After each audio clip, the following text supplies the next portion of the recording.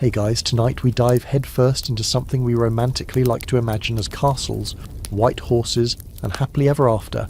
But spoiler alert, medieval marriage was often more nightmare than fairy tale.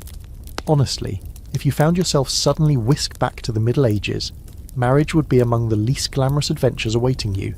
In fact, if your time travel itinerary involves wedding bells ringing sometime between 500 and 1500 AD, I hate to break it to you, but you probably won't survive this, or at least your romantic ideals certainly won't. So, before you get comfortable, take a moment to like the video and subscribe, but only if you genuinely enjoy what I do here. While you're at it, drop a comment below and let me know what city you're in, and what time it is right now.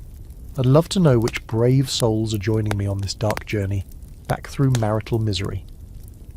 Now dim the lights, maybe turn on a fan for that soft background hum, and let's ease into tonight's journey together. Your first misconception about medieval marriage probably involves romance, roses, knights, and ladies sighing beneath moonlit balconies. But let's shatter that illusion right away. Marriage back then was first and foremost a strategic business decision. Forget Tinder, forget blind dates. Imagine your parents and possibly your feudal lords swiping left or right for you, based purely on land, status, and maybe a few cows. In medieval Europe, your marriage wasn't simply your own affair. It was a critical alliance connecting families, sealing peace treaties, or securing powerful trade networks. You could wake up one morning as a carefree youth and go to bed a reluctant pawn in your family's chess game. Marriages weren't about compatibility, mutual interests, or shared hobbies, unless you count mutual frustration as a hobby. Instead, your worth was meticulously calculated based on the lands, castles, troops, or livestock your union could consolidate. Romantic, right? Take for example the dowry system. If you thought modern weddings were pricey, imagine your parents haggling over your monetary value. A dowry, essentially a hefty payment your family makes to sweeten the marital deal, was standard practice. The more attractive the marriage prospect, the higher the dowry. If you had no money, you might find yourself married off to whoever was willing to settle for a pig and a couple barrels of ale. Glamorous stuff. The feudal system operated on relationships built from such practical unions, often brokered through tedious negotiation processes that could last years. If the negotiations collapsed, things could quickly turn nasty. Families could hold grudges for generations, and the ripple effects of a failed marriage negotiation might even spark regional conflict. Imagine a situation where your romantic rejection could literally trigger a miniature medieval war. Talk about pressure. One particularly quirky detail, though historians still debate how widely it was practiced, is the custom of the groom paying a bride price, or the family exchanging elaborate gifts. Sometimes this involved livestock or property, other times items of luxury like fine silk or jewels. In certain parts of medieval Europe, it wasn't unusual to see cows paraded through village squares as part of elaborate premarital rituals, seriously upping the ante on wedding theatrics. Interestingly enough, scholars today openly debate whether medieval marriages were universally devoid of affection. While we often assume the era was strictly anti-romantic, some historical documents, letters, poems, and rare personal accounts do suggest a deeper emotional layer occasionally existing beneath the grim pragmatism. Could some of these arranged unions blossom into genuine partnerships, maybe even something resembling love? The scholarly jury remains out. Either way, once that deal was sealed, backing out wasn't simple or pleasant. Refusing a marriage proposal negotiated by your family wasn't exactly like cancelling dinner plans. In fact, stepping away from such arrangements could result in social exile, economic ruin, or worse. Breaking an engagement wasn't just awkward, it was dangerous. As we'll see, medieval marriages could start disastrously young. Teenagers, or even younger children, found themselves promised in marriages arranged long before they had any idea what marriage even entailed. Think Romeo and Juliet, except less romantic, younger, and without the comforting presence of Leonardo DiCaprio or Claire Danes. And that's just the beginning. The Middle Ages held countless bizarre traditions, like the disturbing practice of wedding night witnesses. Yes, it's as weird and uncomfortable as it sounds. Or the hair-raising circumstances surrounding divorce, annulments, and remarrying. Love potions, scandalous clerical affairs, and medieval matchmaking were also part of this peculiar tapestry of matrimony. Before this night ends, you'll encounter medieval lovers who literally fought each other with swords, learn about royals who creatively sidestepped marital restrictions, and meet unlucky individuals forced into wedlock because of plague-induced desperation. Tonight's historical deep dive isn't about trashing medieval marriages for the fun of it, though there will certainly be some of that. It's about understanding the complex tapestry of cultural expectations, social obligations, and quirky traditions that shaped one of humanity's oldest institutions. So settle in, friends, because we're just getting started on this strange and unsettling journey through the intimate horrors and comedic absurdities of marriage in the Middle Ages. Trust me, you won't soon forget this rollercoaster ride through history. Good luck sleeping tonight. Since we've already touched briefly on dowries, let's dive deeper into this particular medieval headache. Picture yourself in a drafty, candlelit room, your entire extended family haggling loudly around a creaky wooden table. At stake, your marital future, reduced in essence to an intense bargaining session. Yes, welcome to the dowry debate.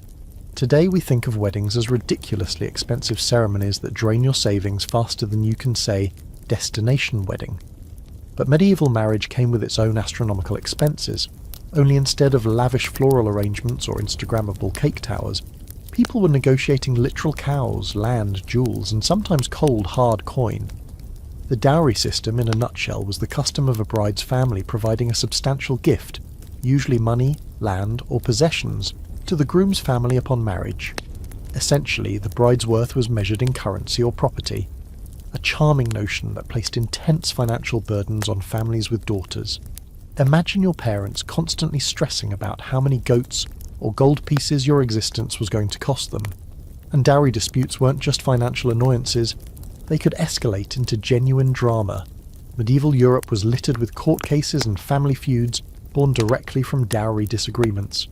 Imagine awkward Thanksgiving dinners, but with swords and occasional duels instead of passive-aggressive remarks about burnt turkey. In fact, some families went to extraordinary lengths to avoid paying promised dowries, even faking illnesses, staging robberies, or conveniently losing their fortunes just before the wedding date. Who knew medieval fraud was so creative? Speaking of fringe absurdity, consider the bizarre variations across Europe. In some areas, dowries might include livestock. Imagine sheep and cows proudly march through your local village square, decorated with ribbons, flowers, and bells as a visual testament to your family's wealth. In other regions, especially wealthier city-states like Renaissance Florence, dowries often involved impressive financial arrangements, meticulously recorded by lawyers. The complexity of these negotiations could rival a modern corporate merger. Forget prenuptial agreements. These medieval documents made clear exactly how much land, money, jewels, and linens would change hands. Yes, even linens made the cut. And here's where things got particularly awkward. Dowries sometimes overshadowed even the bride herself. Historical records reveal embarrassing disputes where prospective husbands walked away from negotiations because a dowry was deemed insufficient. Imagine someone backing out because your dad wouldn't throw in that extra horse or a few more silver cups. Talk about insult to injury. Conversely, a sufficiently generous dowry could significantly enhance a woman's desirability, regardless of her personal attributes or affections. No pressure though, right? One historical case worth noting involved Margaret of Austria, a prominent 15th century noblewoman whose famously hefty dowry and related negotiations shaped European politics, alliances, and wars for decades. Margaret was repeatedly betrothed, often as a pawn in broader political games. The joke at the time, although probably not that funny to Margaret, was that every new engagement meant another round of tense, complex financial bargaining. You thought your wedding planning was exhausting. Try repeatedly negotiating your dowry and potential alliances across multiple European kingdoms. Yikes. But amid all this amusing absurdity lies an intriguing scholarly debate. Did dowries fundamentally empower or disadvantage women in medieval Europe? Some historians argue dowries allowed women greater economic security and independence within marriage, providing them leverage or a cushion if their husband turned out to be a disappointment, or worse. Others claim the dowry tradition fundamentally commodified and dehumanized brides, reinforcing women's status as property and economic burdens. It's a nuanced historical argument, with evidence pointing both ways. There were certainly examples of women benefiting financially from their dowries, using them as insurance in case of widowhood or abandonment. Conversely, other examples show women trapped in miserable circumstances precisely because their dowries weren't generous enough, leaving them vulnerable and powerless within their marriages. So the dowry, weirdly enough, represents one of those fascinating historical paradoxes, a practice simultaneously offering women both potential power and cruel vulnerability. Welcome to the medieval marriage landscape, where ambiguity and contradiction reign supreme. Still, if you had the bad luck of ending up as a bride-to-be with a modest dowry, or worse, none at all, you might face bleak marital prospects. Historical records grimly recount women forced into religious convents simply because their families couldn't afford suitable dowries, or others forced into marriages far beneath their social expectations. And here's a quirky side note to brighten, or possibly disturb, your evening. In some rural European communities, failing to deliver on dowry promises could trigger bizarre public shaming rituals. Offenders might face ridicule in community gatherings, public announcements mocking their stinginess, or even humiliating theatrical performances mocking their inability to produce the agreed-upon dowry. Picture your neighbours performing an embarrassing skit portraying your family as cheap or untrustworthy. Harsh. The cultural impact of the dowry system lingers surprisingly long. In fact, traces of this practice persist even today in various parts of the world, reminding us just how stubbornly medieval customs can cling to society, centuries after they stop making much sense. It's a testament to humanity's impressive ability to cling on to outdated traditions like sentimental pack rats. So, tonight, as you nestle beneath cosy blankets, spare a thought, or maybe a laugh, for those medieval brides and their dowry drama. Perhaps your own wedding plans seem a little less stressful now, or maybe they just seem like an echo of these strange ancient practices. Either way, medieval marriage has more unsettling surprises to reveal, so relax, get comfortable, and brace yourself as our strange and slightly terrifying bedtime story continues.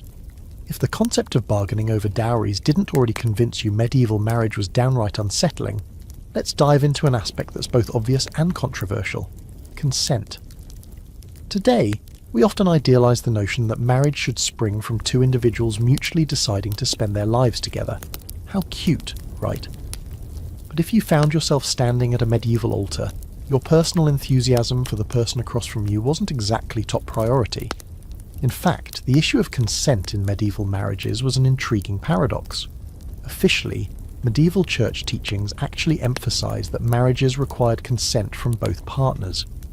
This is a historical fact often overlooked by popular narratives, which depict medieval marriages as universally forced arrangements. Yet, despite church declarations, practical realities often fell far short of the ideal. Official doctrine might speak of mutual agreement, but family obligations, economic pressures, and political alliances typically overrode any romantic or personal considerations.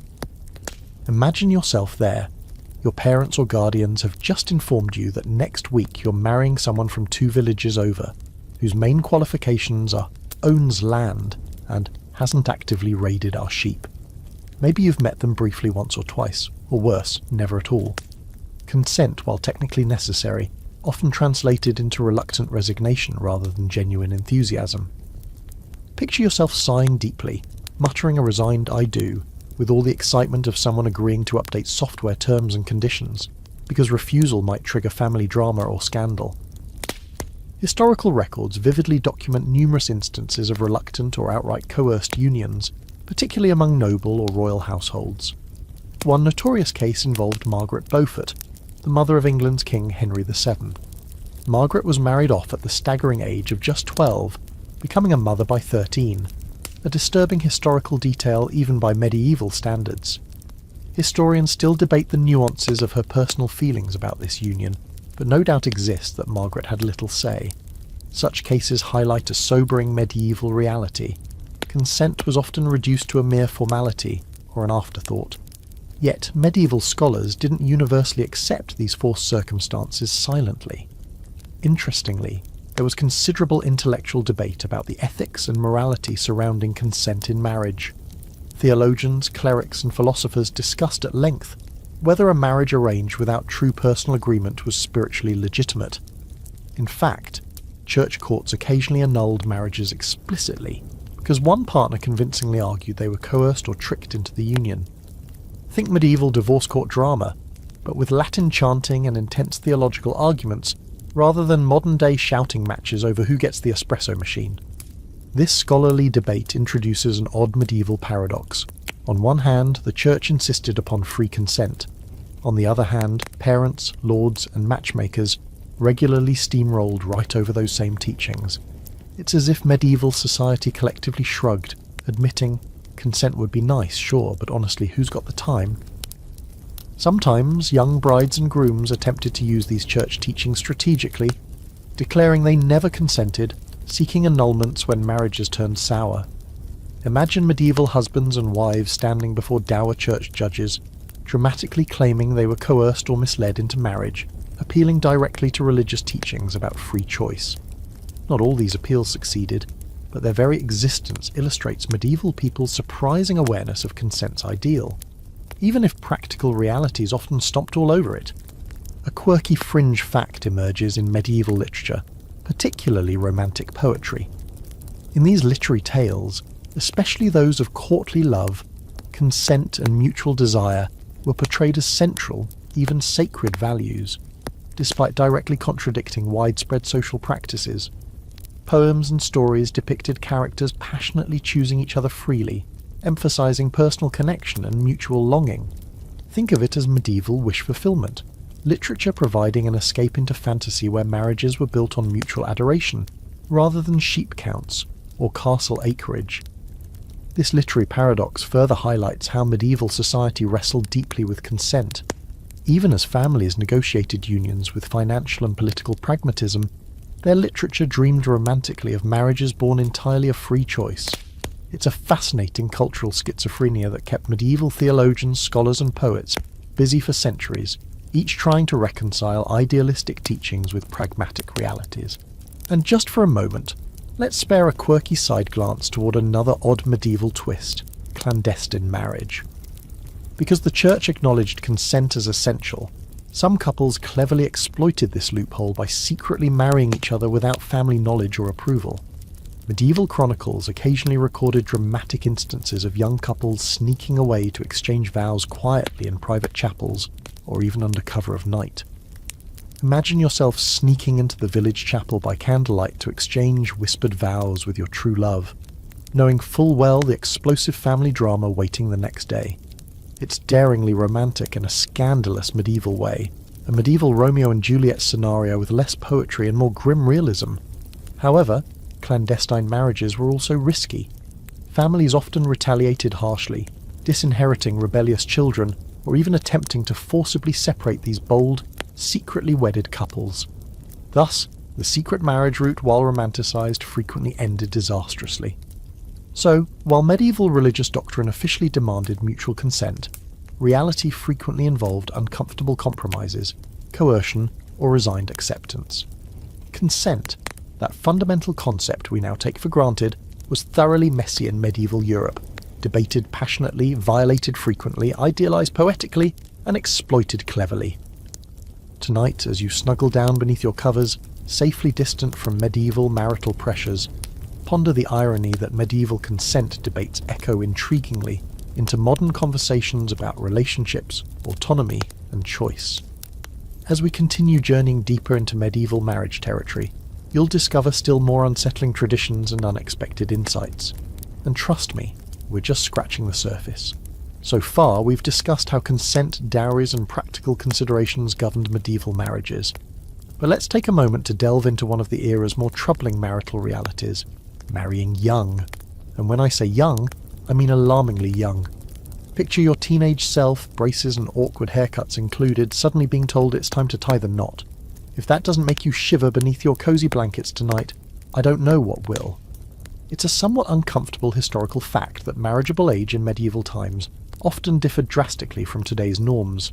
Girls, in particular, frequently faced betrothals or marriages at astonishingly young ages, sometimes as early as 11 or 12. Boys, though typically older, weren't necessarily much more mature, with marriages often arranged in early adolescence. This wasn't a quirky medieval eccentricity. It was socially accepted and in many cases actively encouraged. Now, before you toss and turn tonight imagining medieval weddings filled with bewildered tweens dressed in oversized garments, Let's pause briefly to clarify a widespread misunderstanding. Marrying young didn't necessarily mean immediate cohabitation or consummation. Betrothals could remain purely symbolic for several years, especially among nobility, acting as placeholders until the young couple reached a slightly more acceptable age. But even acknowledging that nuance, medieval marital age still remains disturbingly young by modern standards. One well-known historical example, both fascinating and troubling, is the infamous case of Isabella of Valois, married off to King Richard II of England in 1396 at the incredibly tender age of 6. To modern ears, this sounds unquestionably horrific. To medieval contemporaries, however, this marriage represented a perfectly legitimate political arrangement, uniting royal houses, stabilising regional politics, and setting the stage for future alliances.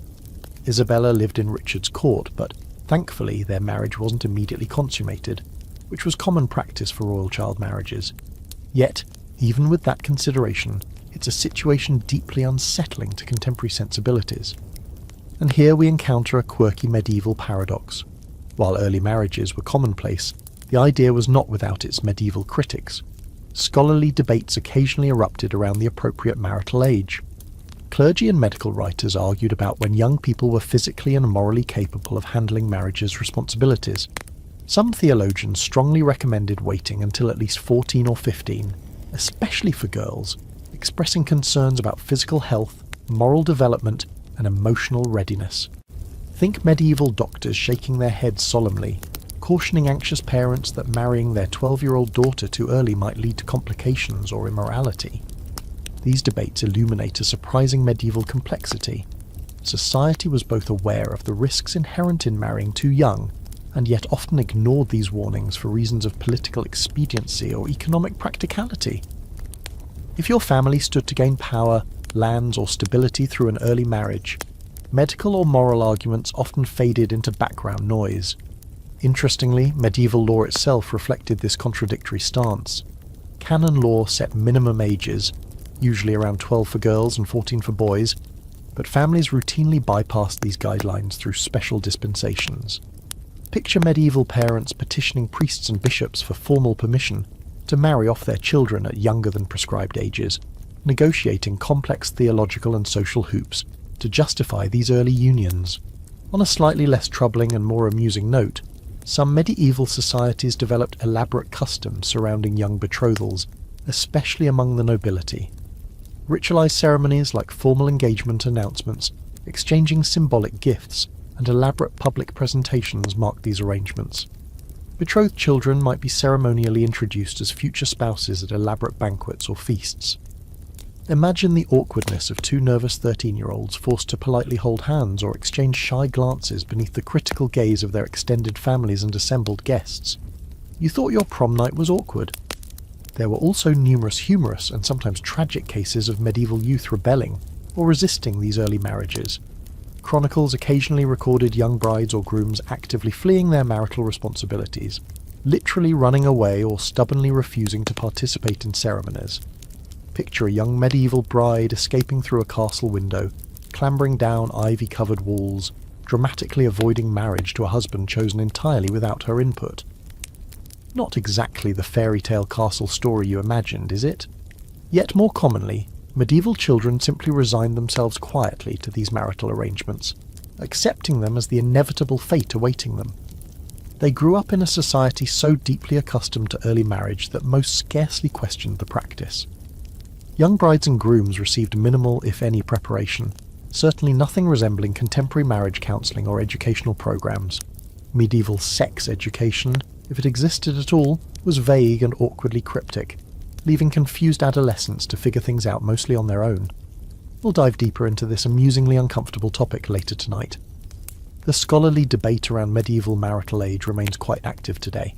Historians continue debating exactly how common truly early marriages were among non-nobility, where records remain scarce. Were ordinary medieval peasants and townsfolk equally eager to marry off their young children? Or was this primarily an elite custom focused on consolidating power? Historical evidence suggests varied practices across different regions and classes. While noble families frequently utilised early betrothals strategically, ordinary folk might have been more practical. waiting longer until both partners could actively contribute economically to a household. Tonight, as you snuggle comfortably beneath your covers, safely distant from any forced medieval betrothals, spare a moment's reflection. Medieval marriage, as we've seen so far, existed as a fascinating, disturbing, paradox-filled mixture of strategic practicality and societal compromise, with youthful marriages highlighting these contradictions especially vividly. So brace yourself, friends. We're still only scratching the surface. Medieval marriage has even stranger and more disturbing customs, waiting for us in tonight's historical bedtime journey. Settle in, breathe deeply, and get ready as our exploration continues to unfold. Given everything we've covered so far, you might wonder, was there ever a medieval escape hatch from these strategically arranged marriages? Could you simply change your mind, call it off, and avoid a lifetime paired with someone whose primary attraction involved livestock count or land acreage? Well, let's dive into what breaking an engagement or marriage meant in medieval society. And trust me, it wasn't a casual, hey, let's see other people kind of moment. To be clear, medieval betrothals weren't mere casual promises, they were serious contractual obligations. Imagine signing a business agreement today, complete with witnesses, notaries, and possibly angry lawyers glaring at you. Breaking off these engagements could mean economic devastation, bitter family feuds, legal battles, or even violence. The social fabric of medieval communities depended heavily on keeping promises and honouring agreements, and marriages stood right at the core of this intricate web.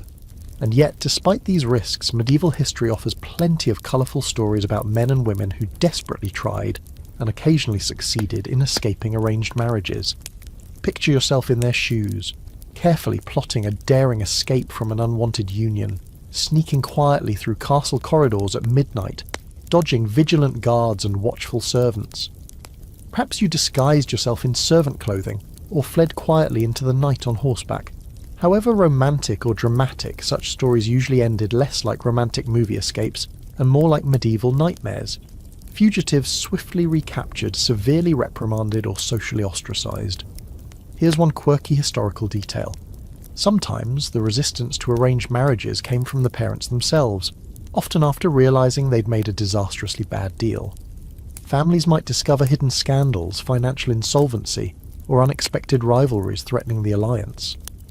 Historical chronicles recount instances where families frantically tried renegotiating agreements or breaking off marriages, sometimes going so far as inventing illnesses, claiming divine visions, warning against the marriage, or accusing the other family of secret crimes. Imagine medieval parents dramatically feigning illness, or inventing visions from saints simply to avoid an embarrassing social misstep. Sounds exhausting, right? Church authorities added a further complicated layer. Officially, medieval religious doctrine insisted on the permanence and sanctity of marriage. Yet, the Church paradoxically recognised valid reasons for annulment, especially if either party was coerced, deceived, or forced against their will. Consequently, medieval Europe saw numerous church courts regularly sorting through marriage annulment cases filled with allegations of coercion, fraud, impotence, or even witchcraft. Picture medieval judges patiently listening to wild accusations, painstakingly examining the intricate details of troubled relationships, while trying not to roll their eyes at especially extravagant claims. A quirky and frankly odd twist in medieval marital law concerned impotence. Believe it or not, impotence was one of the few recognised grounds for annulment. Courts required physical proof or examinations, leading to some extraordinarily awkward courtroom moments. Imagine the cringe-inducing embarrassment of couples testifying publicly, or worse, undergoing humiliating medical examinations to prove or disprove claims of impotence. Not exactly the stuff romantic legends are made of, and yet annulments for impotence were a surprisingly common legal tactic, often exploited strategically. Medieval chronicles amusingly document husbands and wives conveniently accusing each other of impotence, sometimes after years of marriage, simply as an excuse to legally separate and remarry. Cynical? Sure. Clever? Absolutely. Aside from annulments, medieval courts might occasionally allow formal divorces or separations, but these cases were exceedingly rare, complicated, and controversial.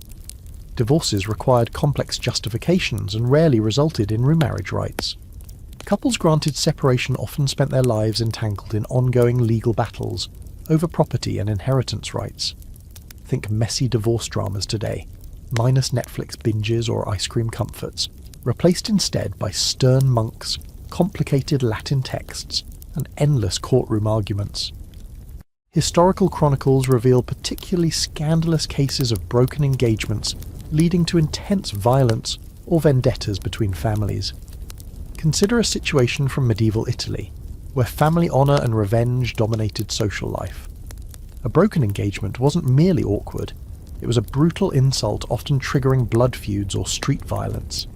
Imagine entire families feuding fiercely over one failed betrothal, rival gangs armed and glaring across narrow medieval streets, all sparked by one couple's failed union. Shakespeare would have a field day.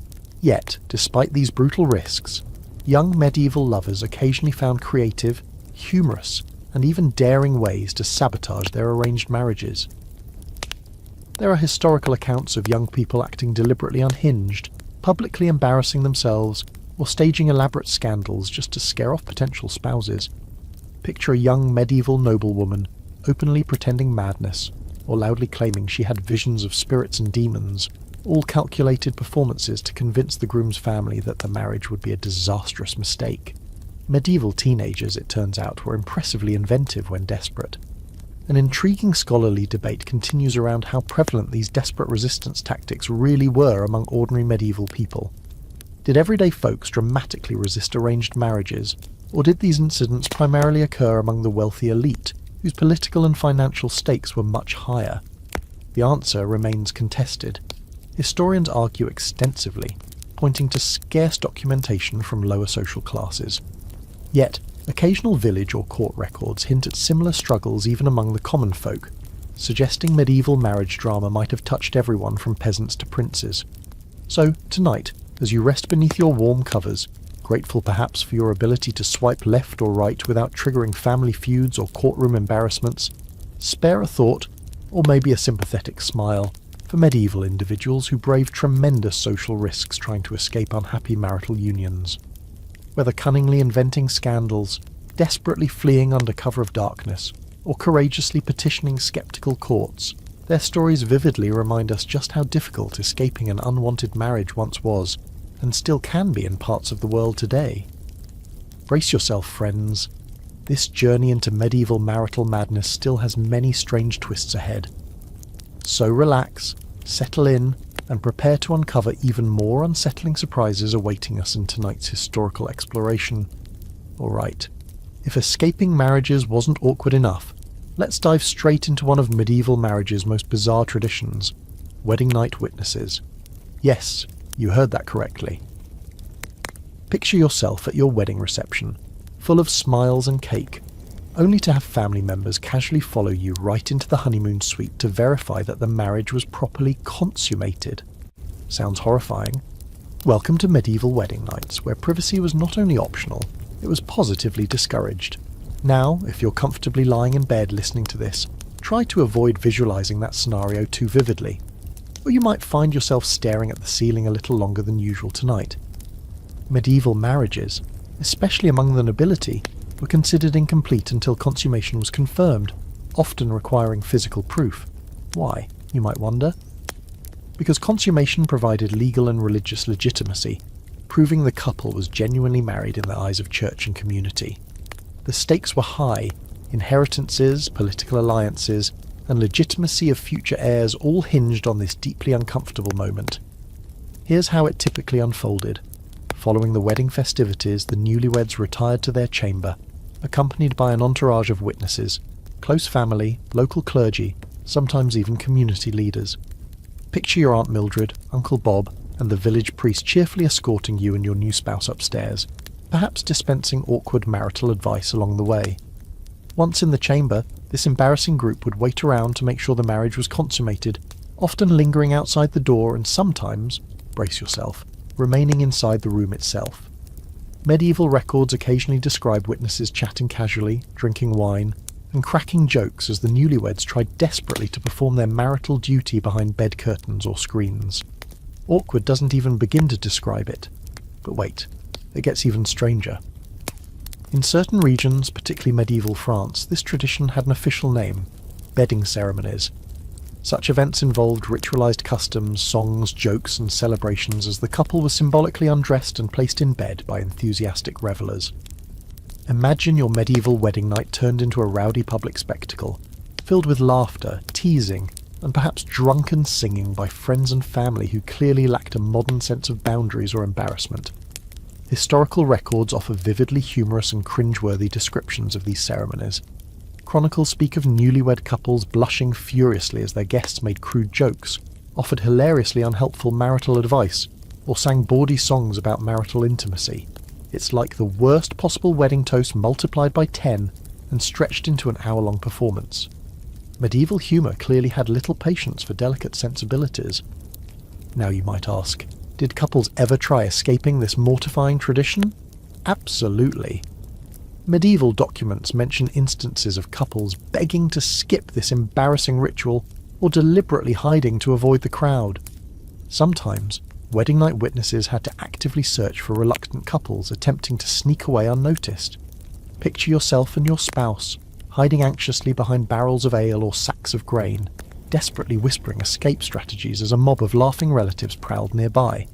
A charmingly bizarre way to begin married life, right? Yet, despite how absurd this practice appears today, it had genuine significance. The proof of consummation was essential in legal matters, especially regarding annulments or inheritance disputes. A marriage was vulnerable to challenge or annulment if consummation couldn't be confirmed.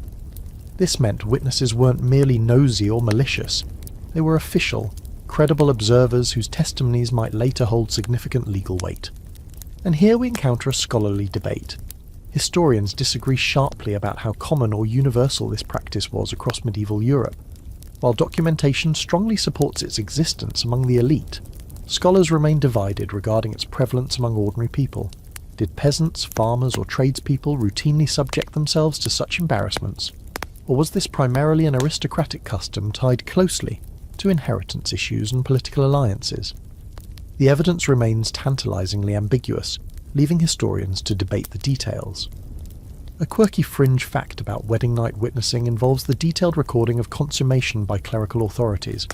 Clerics occasionally recorded highly specific notes about consummation in parish registers or court documents, such as confirmation from witnesses about the condition of bed linens or observations made about the couple's behaviour immediately afterward. Imagine your local parish priest solemnly noting in official records whether the marital bed had evidence confirming consummation. Awkward doesn't even begin to capture it. Another intriguing historical twist involves how some medieval communities creatively navigated around this embarrassing tradition. In certain places, especially smaller rural communities, couples were given symbolic privacy. Witnesses might briefly escort them into their bedroom and then quickly retreat, simply assuming consummation would naturally occur. Think of it as a medieval wink-wink, nudge-nudge scenario, providing couples a bit of mercy from embarrassment. Evidently, not all medieval villagers delighted in mortifying newlyweds, thankfully. But among the nobility, these customs were often rigorously enforced, and sometimes even weaponized politically. Rival families or political factions might deliberately dispute consummation claims, accusing a newlywed couple of failing to fulfill their marital duties. Such disputes could trigger humiliating public investigations or dramatic court proceedings. Imagine yourself dragged before a medieval court, forced to publicly defend the most intimate aspects of your marriage, while local townsfolk watched eagerly, enjoying the juicy scandal. Tonight, safely distant from medieval marriage embarrassments, spare a thought, and perhaps a nervous laugh, for those couples who endured this bizarre ritual. Medieval marriage, it turns out, wasn't merely about strategic alliances, dowries, or youthful betrothals. It was also about enduring some seriously awkward and intrusive traditions. As you lie snugly beneath your blankets tonight, perhaps feeling newly grateful for your own wedding night's privacy, or the simple ability to avoid marriage altogether, keep in mind that medieval marriage customs still have many more startling surprises waiting for you. Rest comfortably, friends, because our historical bedtime journey is only getting stranger from here. So if you thought the idea of having Aunt Mildred awkwardly hovering over your medieval honeymoon bed was bad, just wait. It gets worse. Tonight, let's step beyond awkwardness and dive headfirst into downright wild medieval marriage scenarios. Runaway brides and husbands literally put in chains, Picture yourself trapped in a medieval marriage so unpleasant that running away seems like a great option. Or worse, locked up by your spouse to keep you at home. Sounds like the plot of a weird medieval sitcom, right? Unfortunately, such unsettling events genuinely occurred. Let's start with runaway brides. Medieval history brims with fascinating, daring, and occasionally tragic stories of women escaping oppressive or simply unwanted marriages. Often, these escapes involve meticulous planning and ingenious disguises. Picture yourself quietly assembling peasant clothing, coins, and perhaps even weapons, slipping secretly out through castle gates disguised as a servant.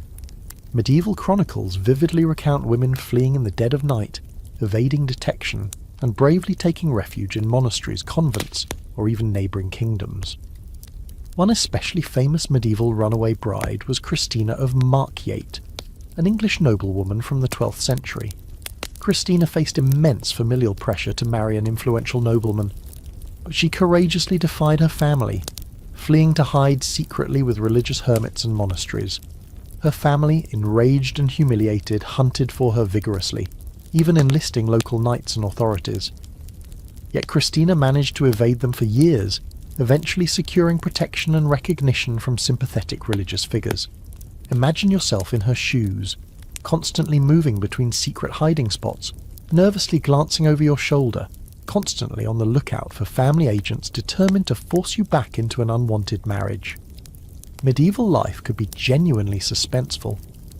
On the darker, stranger side of medieval marital dynamics were instances of husbands, and occasionally wives, taking extreme measures to enforce marital obligations, even resorting to physical imprisonment. Yes, medieval documents grimly record examples of spouses literally chained or locked away by their partners. It sounds like an exaggerated historical myth, but disturbingly, it occasionally happened. Some medieval husbands, paranoid about infidelity or simply oppressive in nature, took extraordinary steps to physically control their wives' movements. Picture a medieval manor house equipped with locks, barred windows, and even literal chains designed to ensure marital fidelity. Romantic, right?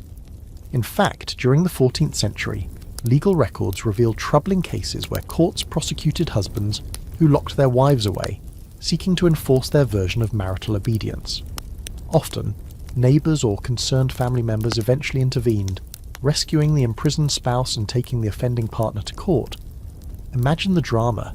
Entire villages involved in heated court cases discussing precisely how long a spouse had been unjustly locked away or restrained by chains. If you think modern-day neighbour disputes about fence lines are intense, medieval marital imprisonment scandals would absolutely blow your mind. Here's an odd fringe fact. Sometimes it wasn't husbands chaining wives. Occasionally, wives themselves were accused of similar behaviour, restraining wayward or unfaithful husbands. Medieval records mention at least a few instances of women allegedly locking husbands in cellars or storage rooms, claiming it necessary to curb unruly or embarrassing behaviour. Picture medieval villagers shaking their heads sympathetically as they discuss the scandal of a local wife finally snapping and locking her husband away to prevent his drunken escapades or scandalous infidelities. These incidents, while rare, demonstrate medieval marriage's unsettling extremes. Such stories prompt intriguing scholarly debates today. How prevalent were these violent and oppressive marital situations across medieval society? Historians argue extensively over this uncomfortable question. While clear documentation of spousal imprisonment cases exists, scholars remain divided over their frequency and representativeness. Were these rare extremes sensationalized precisely because they were shocking exceptions, or did they indicate widespread marital oppression generally concealed beneath more benign official documents? Medieval historians continue wrestling with these uncomfortable questions, attempting to accurately interpret sparse and ambiguous historical records. The medieval church's role in these cases further complicates matters. Religious authorities consistently emphasize marital harmony, condemning excessive cruelty and advocating compassion between spouses. Clergy often intervened directly, mediating marital disputes, counselling troubled couples, and even sheltering individuals fleeing oppressive marriages. Imagine medieval monks or priests patiently listening to marital complaints, delicately negotiating peace between furious spouses, or discreetly assisting runaway brides and mistreated spouses. Yet, despite church mediation, severe marital oppression still occurred, often concealed within household walls. Marital violence remained a disturbingly common medieval problem, rarely documented unless it erupted into public scandal or legal action. Historical chronicles reveal tragic and poignant glimpses of individuals silently enduring terrible situations, often lacking community or family support to escape. But lest we spiral into grim despair, let's briefly consider a quirkier, humorous twist. Medieval literature and popular culture frequently mocked oppressive or controlling spouses. Satirical songs, comic plays, and humorous tales routinely ridiculed jealous husbands or domineering wives, portraying them as laughable characters deserving ridicule. Medieval humour occasionally provided cathartic social critique, gently nudging audiences to reconsider oppressive marital practices, all under the guise of entertainment. Tonight, as you lie comfortably beneath your cosy blankets, far removed from any medieval marital chains or daring midnight escapes, spare a thought for those medieval individuals whose marriages were genuinely terrifying ordeals. Whether bravely fleeing oppressive unions or enduring chains imposed by controlling spouses, their unsettling experiences remind us that medieval marriages involved far more complexity, drama, and danger than romantic fairy tales suggest. Our historical bedtime journey still has plenty of surprising twists ahead, so settle comfortably, take a calming breath, and prepare yourself for the next peculiar chapter in our medieval marriage saga. Sweet dreams, friends, though perhaps dreaming about castles and knights may seem slightly less appealing now. After escaping marriages, chains, and awkward wedding night rituals, you'd think medieval marriage couldn't get any stranger. But, of course, you'd be wrong. Let's shift our focus for a moment to a particularly intriguing figure of medieval marriage lore, the knight. Knights, with their shining armour and noble quests, seem romantic enough at first glance. Every Hollywood film portrays them dramatically galloping toward castles, rescuing damsels and pledging eternal devotion. But behind that polished armour and flowing banners lurked a far more complicated, often uncomfortable reality. Imagine you're a medieval knight, sworn by chivalric code to protect the weak, uphold honour, and importantly, demonstrate undying loyalty to your feudal lord. Yet you're also expected to marry for strategic political alliances or economic stability. Sounds straightforward enough, right? Except medieval chivalry also involved an idealized, almost obsessive concept known as courtly love. Intense, often unfulfilled romantic devotion directed toward another man's wife. Yes, you heard correctly, another man's wife. So here you are, a medieval knight, obligated. Simultaneously toward strategic marriages, unwavering feudal loyalty, and scandalous romantic longings. Awkward barely scratches the surface. Medieval knights regularly found themselves caught in this impossible juggling act. Historical chronicles vividly document cases where knights dutifully married according to their lord's wishes or family obligations, only to develop profound romantic attachments elsewhere, usually toward noble women already married to someone else. Picture yourself quietly suffering secret, unrequited love from a distance, discreetly composing poetic verses about unattainable women, all while forced to share polite smiles with spouses chosen solely for political reasons. Medieval marriage could seriously complicate a knight's love life. Take the legendary example of Sir Lancelot, a prominent figure in Arthurian legend. While entirely fictional, Lancelot's enduring fascination highlights medieval society's genuine anxieties around knights and their complicated emotional entanglements. Officially loyal to King Arthur, Lancelot famously falls desperately in love with Queen Guinevere, creating a disastrous romantic triangle. While purely legendary, this story encapsulates real medieval tensions, exploring anxieties surrounding love, honour, betrayal, and marital obligations. Medieval society clearly understood, and even feared, the emotional complications surrounding knights' romantic relationships. This intense cultural anxiety occasionally led medieval knights to truly baffling behaviours, with some resorting to elaborate, often tragic demonstrations of love and loyalty. Historical accounts describe knights publicly performing exaggerated feats of bravery or self-sacrifice simply to demonstrate devotion toward an unattainable beloved, often the wife of a superior or rival nobleman. Imagine yourself clad in heavy armour dramatically riding into tournaments or mock battles, purposefully enduring injury or humiliation, hoping desperately to earn distant admiration from someone else's spouse. Medieval romance had oddly masochistic tendencies, yet here's an intriguing scholarly debate. Historians vigorously argue about how widely practiced courtly love actually was among real medieval knights. Was it mostly a literary ideal, a romanticised fantasy confined to poetry and legends, or did genuine knights earnestly practice these behaviours in real life? Historians differ passionately. Some suggest real-life knights rarely pursued courtly love seriously, dismissing the tradition as poetic exaggeration. Others insist historical records hint strongly at authentic knights deeply influenced by courtly ideals, profoundly shaping their romantic relationships and marriages. Certainly medieval literary culture overflowed with courtly love narratives, poems, songs and romantic epics celebrating impossible loves, doomed affairs and tragic romantic heroes. Troubadour poetry, particularly prevalent in medieval France, popularised courtly love as a cultural ideal. Poets composed passionate verses praising noblewomen, expressing extravagant emotional anguish, longing and devotion. Picture yourself as a medieval noblewoman, politely listening at court while knights earnestly recite dramatic verses about your unparalleled beauty and virtues, despite being married to someone else. Flattering? Maybe. Awkward? Definitely. On the quirky fringe, medieval religious authorities occasionally criticised courtly love culture, warning knights against dangerously romantic fantasies. Clerics sometimes sternly condemned courtly love as spiritually hazardous, leading knights toward immorality, vanity, and marital infidelity.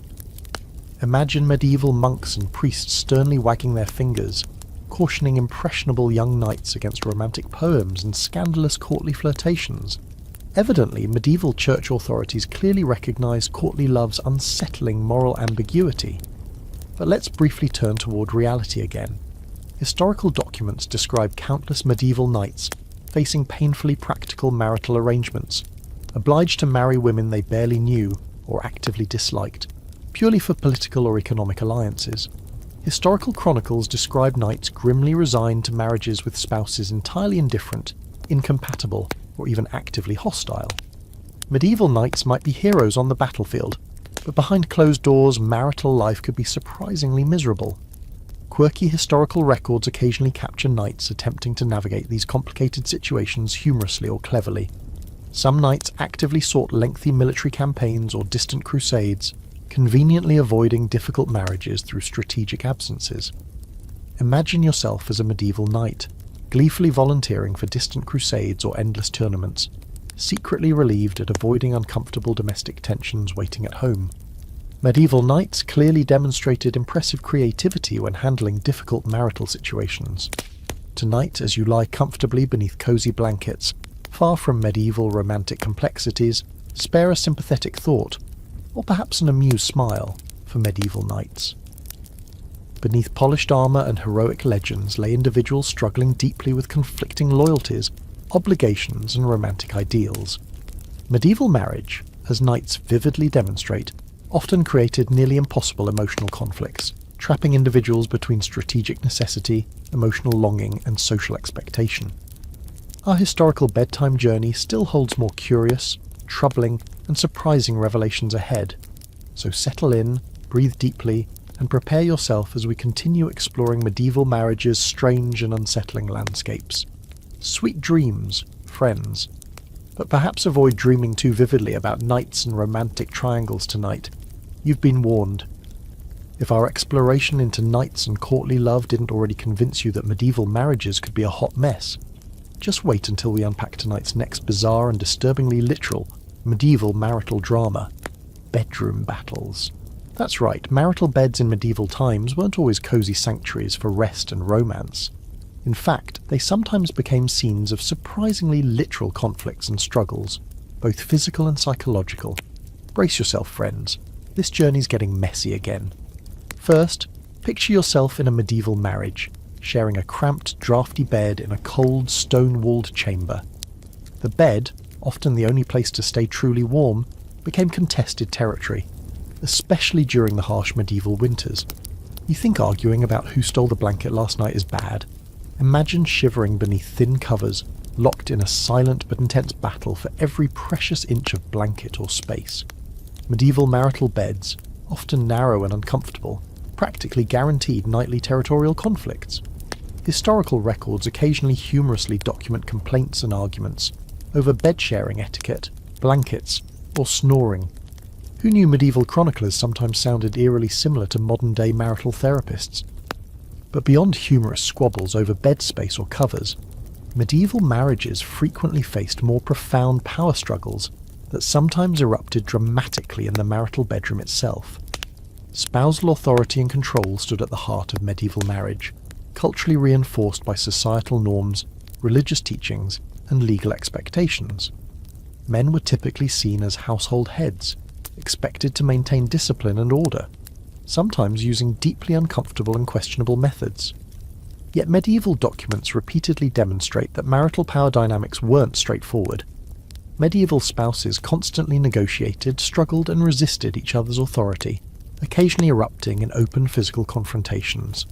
Historical records include troublingly frequent accounts of marital disputes escalating into outright violence, even involving weapons or armour.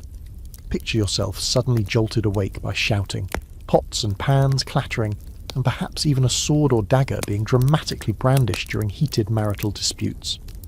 Medieval marital arguments sometimes resembled small battles, complete with defensive manoeuvres, shouting matches, and strategic retreats.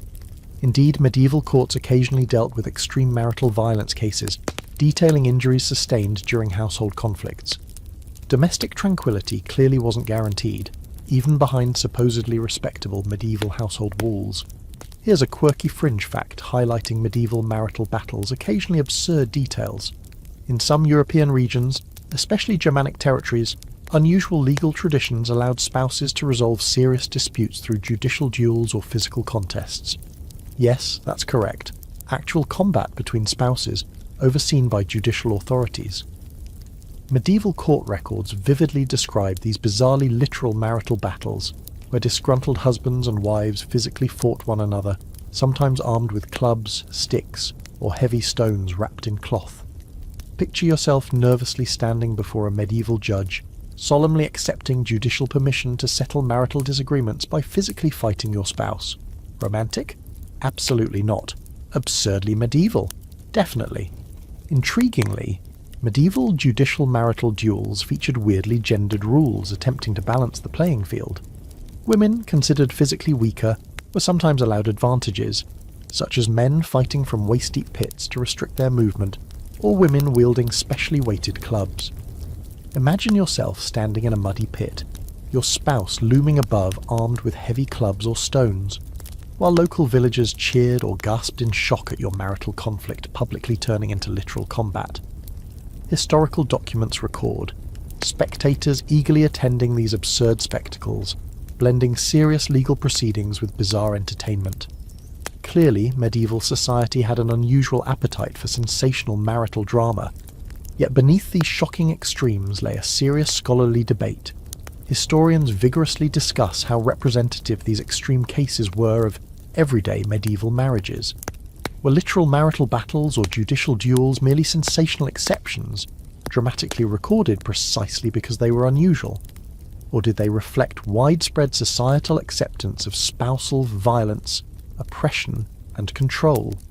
Scholars remain divided, combing through sparse historical records attempting to uncover genuine medieval marital dynamics, hidden beneath layers of official documentation and sensational anecdote. On a lighter, humorous note, medieval literature frequently parodied marital battles, gently mocking spouses who engaged in absurdly dramatic conflicts over trivial issues.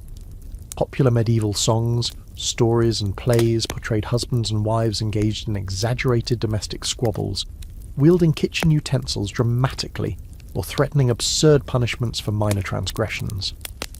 Medieval humour clearly recognised and mocked the universal absurdity of marital power struggles, demonstrating a surprisingly modern comedic sensibility. Interestingly, medieval church teachings frequently intervened, attempting to mediate marital conflicts and discourage household violence. Clerics routinely advised compassion, forgiveness, and mutual respect between spouses, actively mediating disputes and counselling reconciliation. Imagine yourself as a medieval priest, patiently listening to disgruntled spouses airing grievances, sternly counselling moderation, and carefully mediating compromises. Medieval clergy clearly recognised marital conflict's severity, actively promoting peaceful household relationships wherever possible. Yet despite these interventions, medieval marriages undoubtedly experienced frequent conflicts, sometimes trivial and humorous, occasionally troublingly severe. Marital battles vividly highlight medieval relationships' complexity, filled with negotiation, conflict, power struggles, humour, and occasional absurdity. Tonight, as you lie comfortably beneath cosy blankets, hopefully not currently engaged in bitterly contested blanket territory disputes, spare a thought, or maybe a cautious laugh, for medieval couples whose bedrooms occasionally became literal battlegrounds. Medieval marriage, as we've discovered repeatedly tonight, involved complexities, struggles, and bizarre cultural traditions often glossed over in romanticised portrayals. Sweet dreams, friends, although perhaps avoid dreaming vividly about medieval marital duels or blanket battles tonight. Consider yourselves duly warned. If you think we've already seen medieval marriages at their weirdest, hold on to your pillows. Things are about to get a little more complicated. Tonight, we explore one of the trickiest medieval marital debates. Who actually controlled marriage in the Middle Ages? The church or secular authorities? Picture yourself in the centre of an intense medieval tug-of-war, pulled one way by solemn priests clutching Bibles, and the other way by stern kings or ambitious lords wielding swords and land deeds. Spoiler alert, medieval marriages weren't just awkwardly intimate. They were intensely political and religiously contested battlegrounds. At first glance, you might assume medieval marriage firmly fell under church jurisdiction. After all, marriage was considered a sacrament, meaning religious authorities naturally held significant control. Priests performed weddings, set marital rules, and adjudicated disputes. Picture yourself standing nervously before a stern medieval priest, anxiously listening as he solemnly pronounced you spiritually bound to another person forever. Church authority undeniably shaped medieval marriage's daily realities. Yet beneath this neat religious authority narrative lurked much messier political realities. Medieval rulers, nobility, and local lords also had significant stakes in marriage, especially concerning property, inheritance, alliances, and political stability. Consequently, secular authorities regularly intervened, manipulated, or outright controlled marital decisions, particularly among nobility and royalty. Imagine yourself anxiously awaiting marriage arrangements announced not by church bells or priests, but by sternly practical feudal lords, kings, or noble families. Religious ideals about consent, love, or spiritual bonds frequently took back seats to ruthless secular pragmatism. This church versus secular authority marital tension occasionally escalated dramatically.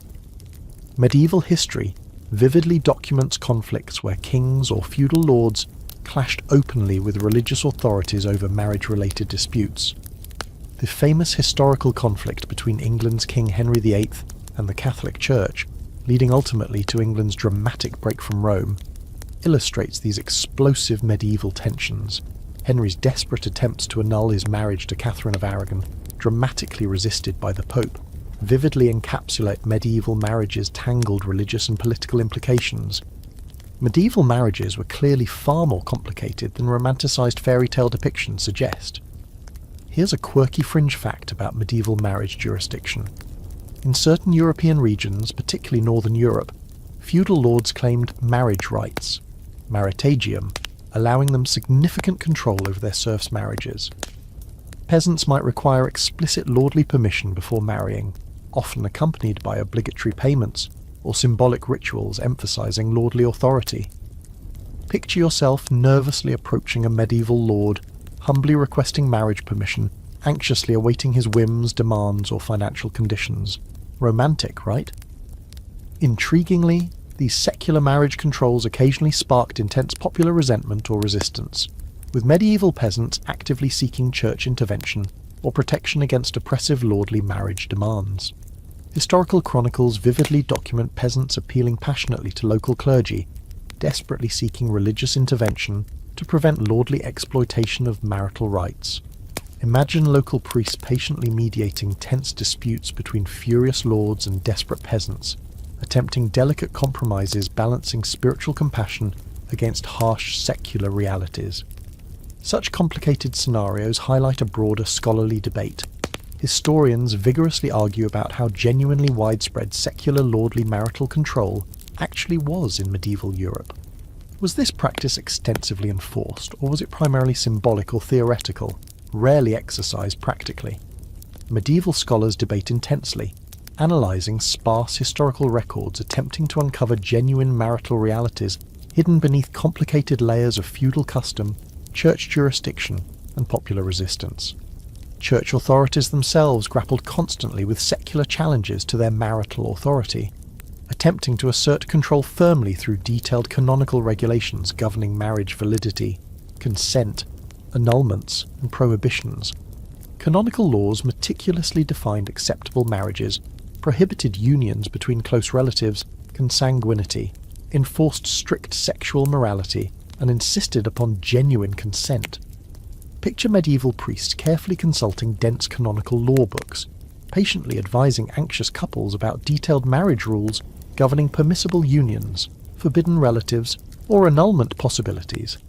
Medieval church authorities clearly recognized marriage's deeply contested societal nature, seeking firm religious regulation wherever possible. Yet medieval secular authorities often ignored, challenged, or manipulated these religious rules. Kings frequently petitioned religious authorities for special dispensations, allowing politically advantageous but religiously dubious marriages, including unions between distant relatives. Medieval chronicles recount kings and nobility diplomatically pressuring or negotiating intensely with religious leaders, seeking special papal permissions or dispensations relaxing strict canonical marriage rules. Imagine yourself anxiously awaiting distant news from Rome, nervously hoping special papal dispensations arrived quickly enough to legitimize politically crucial marital arrangements. On a humorous note, medieval popular culture frequently mocked these intricate church versus secular marital conflicts. Medieval satirical literature and plays humorously portrayed kings, priests, and lords endlessly bickering over marital jurisdictions, humorously highlighting the absurdity of intense conflicts arising from simple romantic unions. Medieval humour clearly recognised, and playfully mocked, marital authorities' messy political and religious contradictions. Tonight, safely distant beneath your cosy blankets from medieval marital jurisdictional conflicts, spare a thought, or perhaps an amused chuckle, for medieval couples nervously navigating complicated webs of church versus secular authorities, battling intensely over marital control. Medieval marriages involved far more than romantic declarations, awkward wedding night traditions, or bedroom territorial battles. They encapsulated complex power struggles deeply embedded within broader medieval political, religious, and social structures. Our historical bedtime journey continues forward, promising more fascinatingly uncomfortable revelations and historical complexities waiting ahead. Rest comfortably tonight, friends, but perhaps avoid dreaming too vividly about intense medieval jurisdictional battles between priests, kings, and lords over marital decisions. Medieval marriage clearly offered enough complications without that particular nightmare scenario tonight. All right, friends, we've seen medieval marriages become business deals, battlegrounds, and bizarre social spectacles. But tonight, let's delve into a particularly controversial and surprisingly complex topic: medieval divorce. Yes, despite popular notions of marriage as an unbreakable lifelong bond back then, medieval divorce actually did exist. It wasn't common, it certainly wasn't easy, but it was occasionally possible, and oh, did it create some sensationally scandalous situations. Imagine yourself trapped in a medieval marriage that's gone sour, not just mildly irritating like stolen covers, but genuinely unbearable. Maybe your spouse squandered your inheritance, committed infidelity, or even mysteriously vanished altogether, a disturbingly frequent medieval occurrence. Could you simply end things? Surprisingly, the medieval answer was a cautious sometimes. Medieval society, especially religious authorities, officially insisted upon marriage's permanence. After all, marriage was a sacred sacrament binding couples spiritually forever. Yet church courts and secular authorities frequently encountered situations clearly requiring separation or annulment. Enter medieval divorce. a legal quagmire filled with intricate theological debates, social dramas, and deeply awkward courtroom confrontations. Here's a quirky historical distinction important to understanding medieval marital separations. Official church doctrine didn't recognise divorce, in our modern sense, complete dissolution allowing remarriage. Instead, medieval church courts granted annulments, declaring marriages invalid from their inception. Imagine yourself standing nervously before medieval church judges, desperately explaining why your marriage was never valid. Perhaps you never consented properly, your spouse concealed important truths, or the marriage violated complex canonical rules about forbidden relationships. Medieval annulment proceedings involved extensive examinations, witness testimonies, and detailed canonical rule interpretations. Awkward doesn't even begin to describe these intense marital courtroom dramas. Yet, intriguingly, medieval secular courts occasionally granted limited forms of actual divorce, usually termed separations, allowing couples to live apart, but critically, rarely permitting remarriage.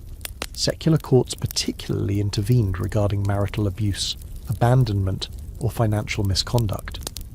Medieval court records vividly document women, and occasionally men, appealing passionately to secular authorities, seeking protection, legal separations, or property restitution. Picture medieval courtrooms packed with curious villagers, eagerly observing dramatic marital dispute proceedings, listening breathlessly as spouses aired deeply uncomfortable accusations publicly. Medieval marriage clearly involved complicated legal dramas worthy of modern courtroom reality shows. An especially famous medieval divorce case involved Eleanor of Aquitaine and her husband, King Louis VII of France. Married initially as teenagers, their relationship gradually soured, worsened dramatically by failed crusades, political disagreements, and, according to medieval gossip, Eleanor's alleged infidelities. Eventually, Eleanor successfully secured annulment on conveniently discovered canonical grounds of consanguinity, being distantly related. Picture yourself anxiously navigating delicate political negotiations, assembling canonical arguments, carefully proving your marriage invalid from the start. Eleanor skillfully navigated these awkwardly delicate medieval marital proceedings, ultimately marrying England's future King Henry II mere months later. Medieval divorce clearly involved considerable political drama. These complicated medieval annulments provoke intense scholarly debates. Historians argue passionately about how representative famous cases like Eleanor's genuinely were. Did ordinary medieval folk frequently pursue marital annulments? Or was this primarily a privilege enjoyed by nobility and royalty, whose wealth and influence allowed extensive canonical manoeuvring? Scholars differ sharply, meticulously examining medieval parish registers, court records, and canonical archives seeking clearer historical understanding. One curious fringe medieval annulment ground involved accusations of impotence. Yes, impotence. Medieval canonical law explicitly recognized impotence as valid annulment grounds, requiring awkwardly detailed evidence. Medieval court records vividly document spouses testifying explicitly about marital intimacy problems, awkwardly answering probing questions from church judges. Occasionally, marital impotence trials involved humiliatingly intrusive medical examinations. Imagine yourself nervously enduring medical scrutiny, attempting to determine your marriage's canonical validity. Romantic? Absolutely not. Cringe-inducingly awkward? Definitely. Medieval church authorities themselves debated these complicated annulment rules frequently, attempting careful balancing acts between strict canonical teachings and compassionate pastoral approaches. Clergy regularly mediated marital disputes, carefully counselling reconciliation before reluctantly considering annulments. Imagine yourself as a medieval priest, patiently listening to desperate spouses passionately describing marital misery, thoughtfully weighing canonical rules against emotional suffering. Medieval church authorities clearly recognised marriage's painful complexities, even if official doctrines emphasised permanence. Interestingly, medieval literature humorously depicted annulments occasionally.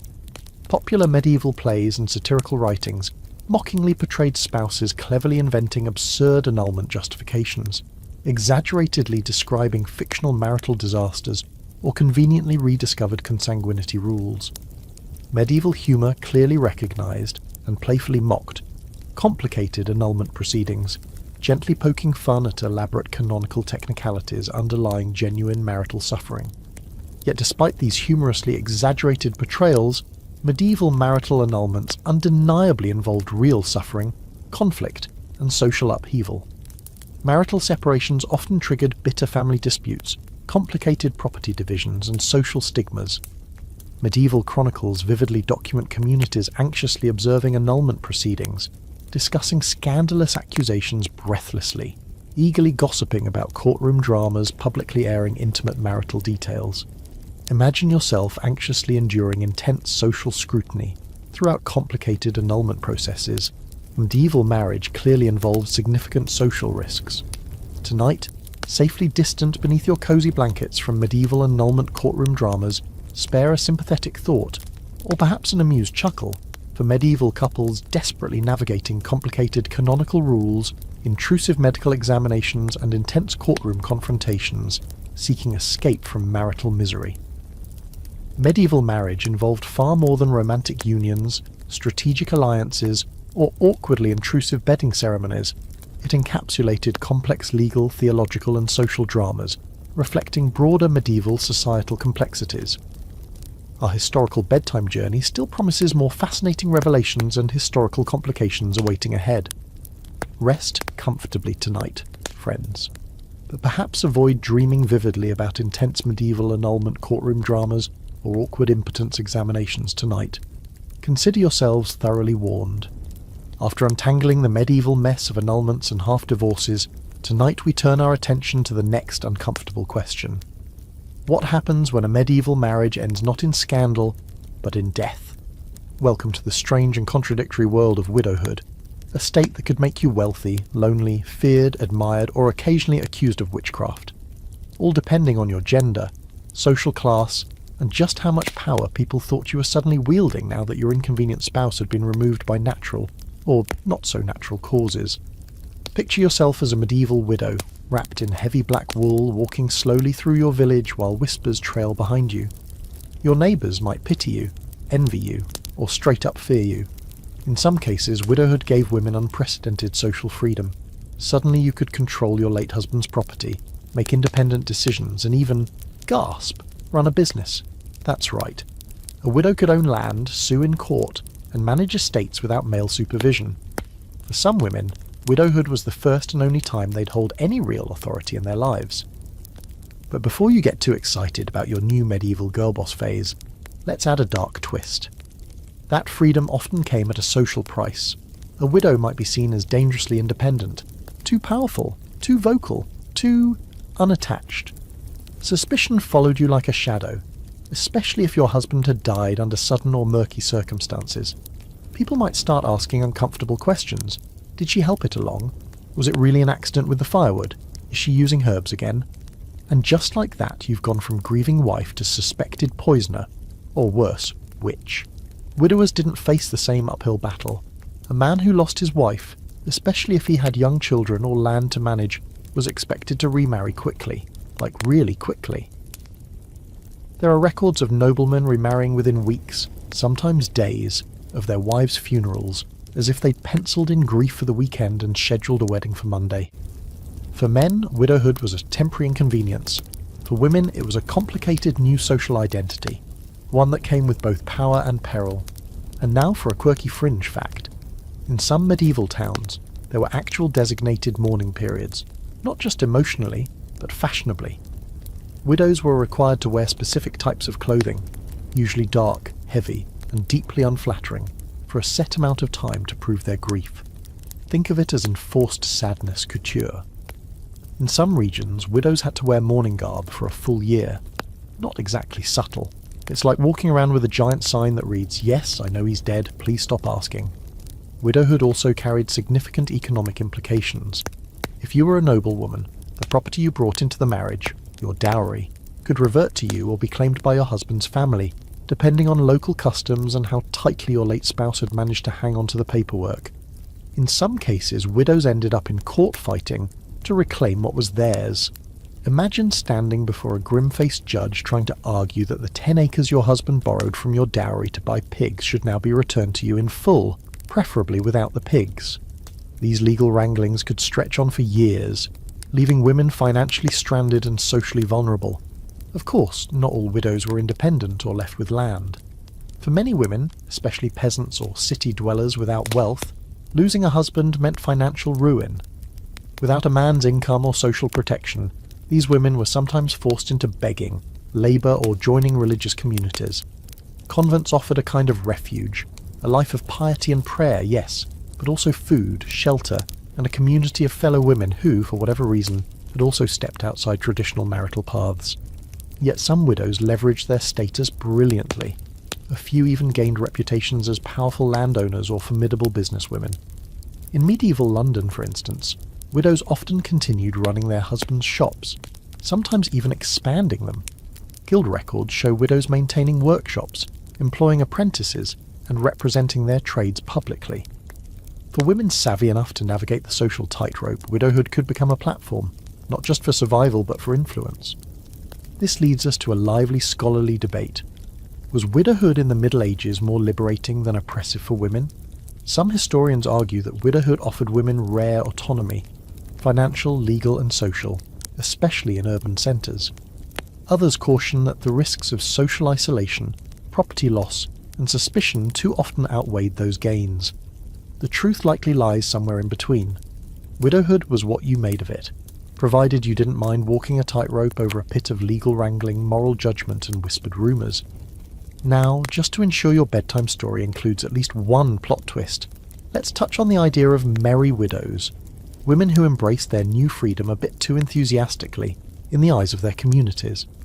These were the women who dressed too brightly too soon, who laughed too loudly at taverns, or who, scandalously, refused to remarry at all.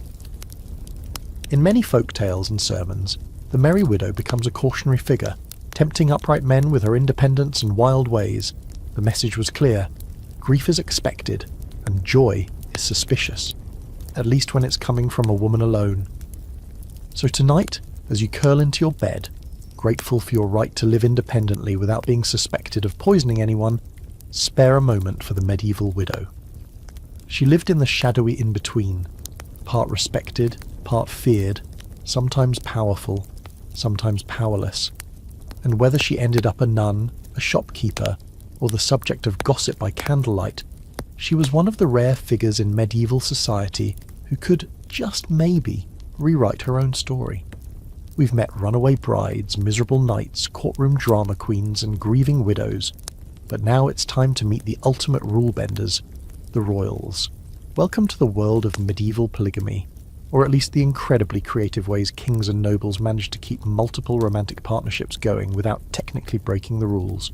Because when you're a monarch with enough land, money, and divine authority to bend time and space, who needs just one spouse? Let's get something clear right away. The medieval Catholic Church had very strong feelings about marriage, specifically that you should only be in one at a time. Officially, polygamy, the practice of having more than one wife at once, was forbidden. But forbidden and enforced were two very different things in medieval Europe, especially when it came to kings. These guys didn't exactly line up to confess every misstep. Instead, they found clever loopholes, wrote the rules to suit themselves, or, in some cases, just ignored them entirely while their priests politely looked the other way. Take King Philip II of France, for instance. Now here's a man who really gave the church a headache. He married Ingeborg of Denmark, then promptly decided he didn't like her. Within months he tried to ditch her and marry someone else. The Pope said no. Philip did it anyway. For over 2 decades he refused to recognise Ingeborg, while living openly with another woman and having children with her. The church fumed, the Pope threatened excommunication, and Philip just sort of shrugged and carried on. It was medieval marriage law via catch me if you can. And then there was Emperor Charlemagne. Yes, that Charlemagne. The golden boy of the early Middle Ages. He had at least 5 official wives and a dozen concubines, all while enjoying the church's blessing. Why? Because he was Charlemagne, and everyone was just so excited about his whole reviving the Roman Empire project that they kind of forgot to count how many wives he was collecting. It's good to be the emperor. Here's your quirky fringe fact. Some medieval kings went so far as to stage unofficial marriage-like ceremonies with mistresses. These were not legally binding, but they gave the appearance of legitimacy, and more importantly gave heirs a veneer of respectability. Think of it as medieval PR management. If you can't get the Pope to approve your second marriage, maybe you can just throw a really convincing party, get a bishop who's looking the other way and call it close enough. Royal mistresses themselves became powerful figures in court. Far from being hidden away in shame, many were given estates, titles, and political influence. In France, women like Agnes Sorel and Diane de Poitiers weren't just lovers, they were cultural and diplomatic forces in their own right. Agnes even lived openly in the royal court and had a hand in advising King Charles VII. Imagine being so good at being the other woman that you end up running parts of the government. Still, all this rule-bending came with the risks. The church could, and sometimes did, strike back. Excommunications were not just spiritual timeouts, they could plunge entire kingdoms into political chaos. Kings who defied marriage laws might find their legitimacy questioned, rebellions stirred, or alliances fractured. When King Lothair II of Lotharingia tried to divorce his wife Theutberga and marry his mistress Waldrada, the church blocked him at every turn. Despite years of court proceedings, alliances and ecclesiastical drama, the marriage was never annulled, and Lothair died with neither a legal wife nor a legitimate heir. It's basically the medieval version of dying in a custody battle you started. There's a scholarly debate here that keeps medievalists busy.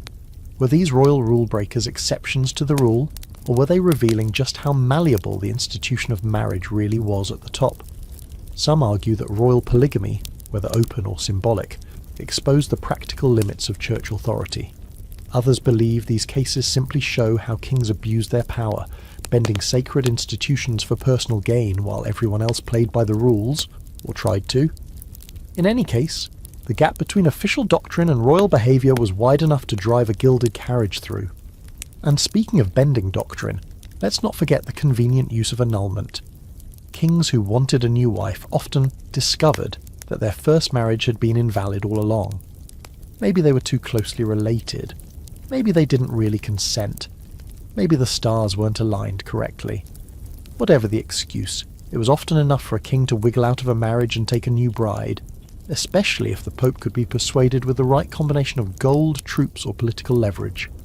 Meanwhile, your average medieval villager couldn't even look at another potential partner without risking accusations of adultery, fines, or public humiliation. But the king? He was on wife number 3, mistress number 5, and still hosting extravagant feasts where both were seated within arm's reach. Tonight, as you lay comfortably beneath your sheets, hopefully beside someone you actually chose and only one of them, spare a curious thought for the medieval monarchs who rewrote the rules of matrimony to fit their crowns. For them, marriage was a tool, a weapon, a negotiation, and occasionally an inconvenience to be annulled, ignored, or repackaged with a fancy title and a kiss on the cheek. Because if there's one thing the royal bedchamber teaches us, it's this. When power meets desire in the Middle Ages, the church can preach all it wants. But kings, well, they tend to get what they want anyway. At this point in our strange and winding tale, you may have thought we'd already covered the weirdest possible outcomes of medieval marriage. But oh no, buckle up, because tonight we're diving straight into one of the most jaw-dropping traditions to ever spring from the chaotic union of love, law, and violence. Trial by combat, marital edition. Yes, in some parts of medieval Europe, if a husband and wife had a serious dispute, they could literally fight it out. And not just in the metaphorical sense. We're talking about sanctioned, staged, referee-supervised physical combat. Spouses in full-on battle mode, swinging clubs and flinging accusations. I mean, forget couples therapy. This was Mortal Kombat, medieval style. Now, before we go any further, let's get one thing straight. This wasn't happening in every village or every marriage. But in parts of medieval Germany and surrounding territories, during the 13th to 15th centuries, a very real legal procedure existed that allowed men and women to settle certain domestic grievances through sanctioned physical duels. Trial by combat had long been a staple of medieval justice. If two parties disagreed over something serious and there were no clear witnesses, they could fight it out in a judicial duel, under the idea that God would grant victory to the party in the right. But somehow someone along the way thought, you know who else should be able to do this? Married couples. And so, in rare but astonishing cases, husbands and wives would take to the ring, sometimes literally, a ring of rope or fencing, with crowds watching, judges observing, and rules in place to ensure that the combat was fair, sort of. Here's how it worked. Since men were generally stronger, they were handicapped. A husband might be placed in a pit up to his waist, with one arm tied behind his back. The wife, meanwhile, was allowed to move freely and often armed with a weighted cloth, stone-filled sack, or sometimes a club. It's exactly as ridiculous and dangerous as it sounds. Imagine a man in a muddy hole trying to swing a stick with one hand while his wife dances around the perimeter, whacking him with a beanbag full of rocks. It's like something out of a violent medieval game show, and somehow it was supposed to decide serious legal matters, like accusations of adultery, attempted murder, or gross misconduct in the marriage. A famous case recorded in a 13th century German legal manual describes a duel between a man accused by his wife of attempted murder. The woman won by bludgeoning her husband unconscious. He was later executed. Whether you find that disturbing, impressive, or both probably depends on how many episodes of true crime podcasts you've binged this week. Here's your quirky fringe fact for the evening. In some trial by combat illustrations preserved in manuscripts, you can see spectators, neighbours, clergy, even children, sitting around watching these duels unfold like it's just another Sunday. People brought snacks. No, seriously, these weren't private, shame-filled affairs. These were public events, and sometimes wildly popular. Come for the sermon, stay for the spousal slugfest seems to have been the unspoken motto. Of course, not every disagreement between spouses ended in a duel. These were extreme cases, invoked when both parties refused to confess, compromise, or submit to ecclesiastical mediation. More commonly, marital disputes were handled through community intervention, church council, or, especially in wealthier households, lengthy legal disputes full of passive-aggressive parchment and icy stares. But trial by combat existed, and its very existence says a lot about how medieval people understood marriage, and that brings us to a hotly debated scholarly question. Were these combats really about justice, or were they about control? Some historians argue that allowing women to fight their husbands, even under skewed terms, reflected surprising legal recognition of women's agency. Others suggest these were spectacles more than solutions, public humiliations meant to reassert male authority or entertain the masses. And let's be honest, it's not a great look for your legal system when your idea of marital arbitration involves a bloodied sack and a mud pit. What's also interesting is how gender expectations flipped, at least for a moment during these fights. While men were restricted and disadvantaged, women were given temporary power, enough to land a few good hits. But this was not a long-term empowerment narrative. The woman's moment in the spotlight was fleeting and highly conditional. After the duel, win or lose, social norms resumed their familiar shape, often snapping back harder. A woman who won might find herself respected, or feared. A woman who lost might face exile, punishment, or public shame. And if it sounds like a no-win situation, that's because it often was. You might be wondering, did trial by combat between spouses happen outside of Germany? Not really, at least not with any regularity. In England and France, trial by combat was more limited, and while there are stories of marital duels, they tend to be literary or allegorical rather than literal, which might be for the best. It's hard to imagine the English peasantry getting too excited about rolling around in pits or swinging stone bags at each other while the town crier placed bets.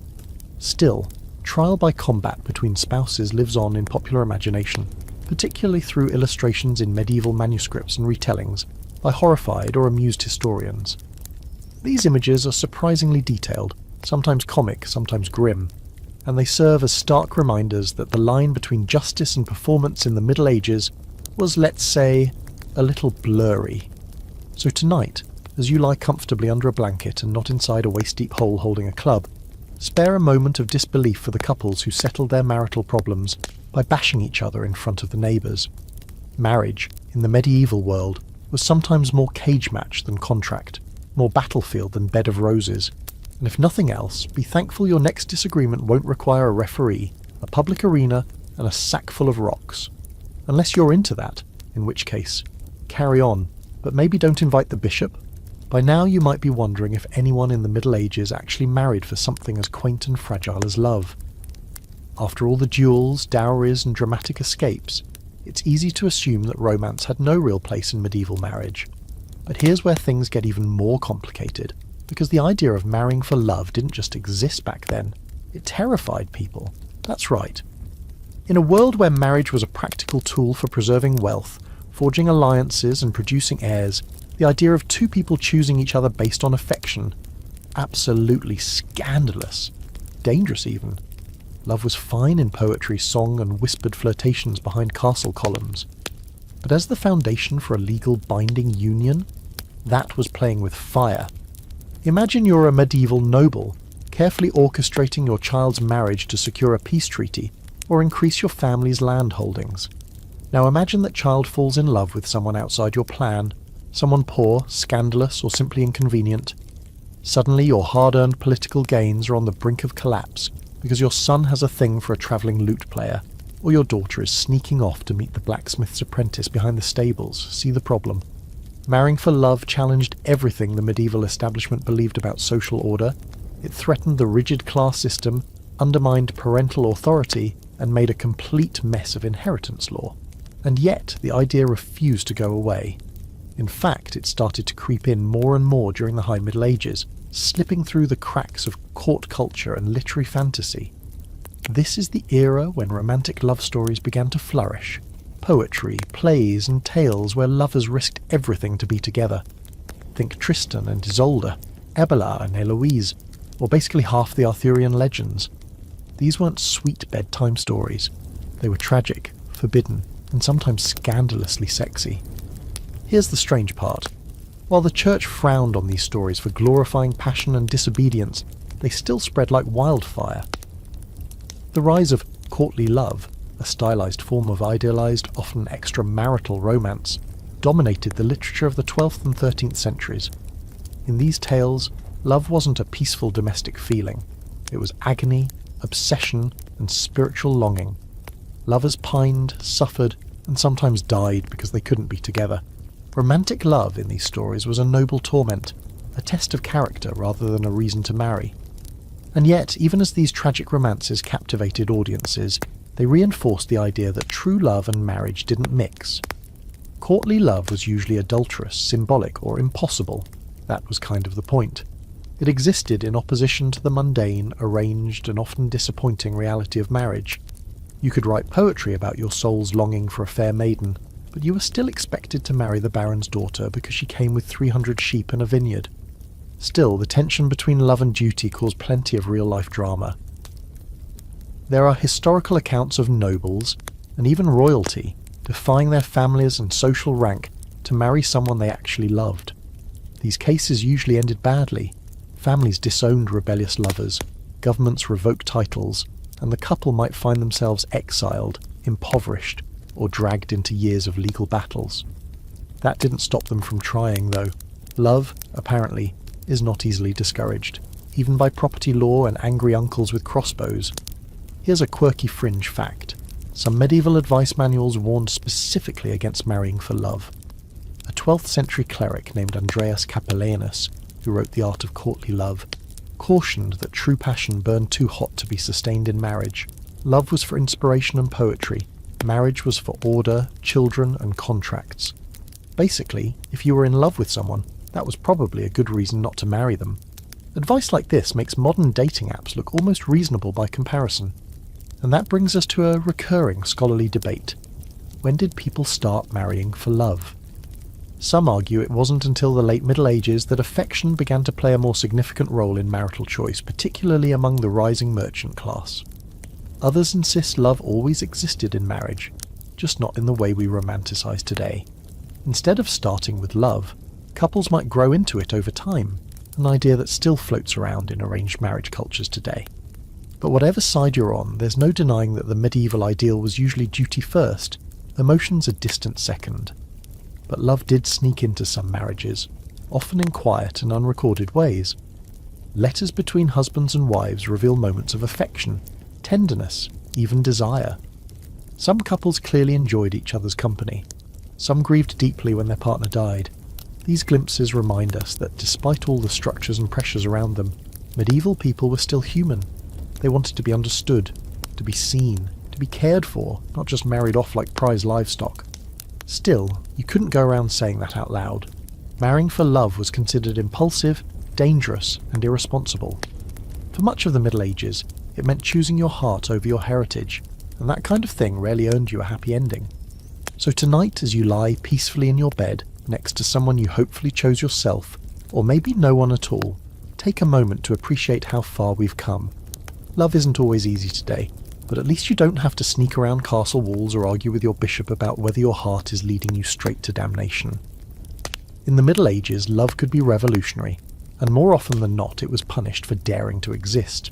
So next time you sigh over a rom-com, remember, your ancestors might have literally gone to war for that kiss in the rain.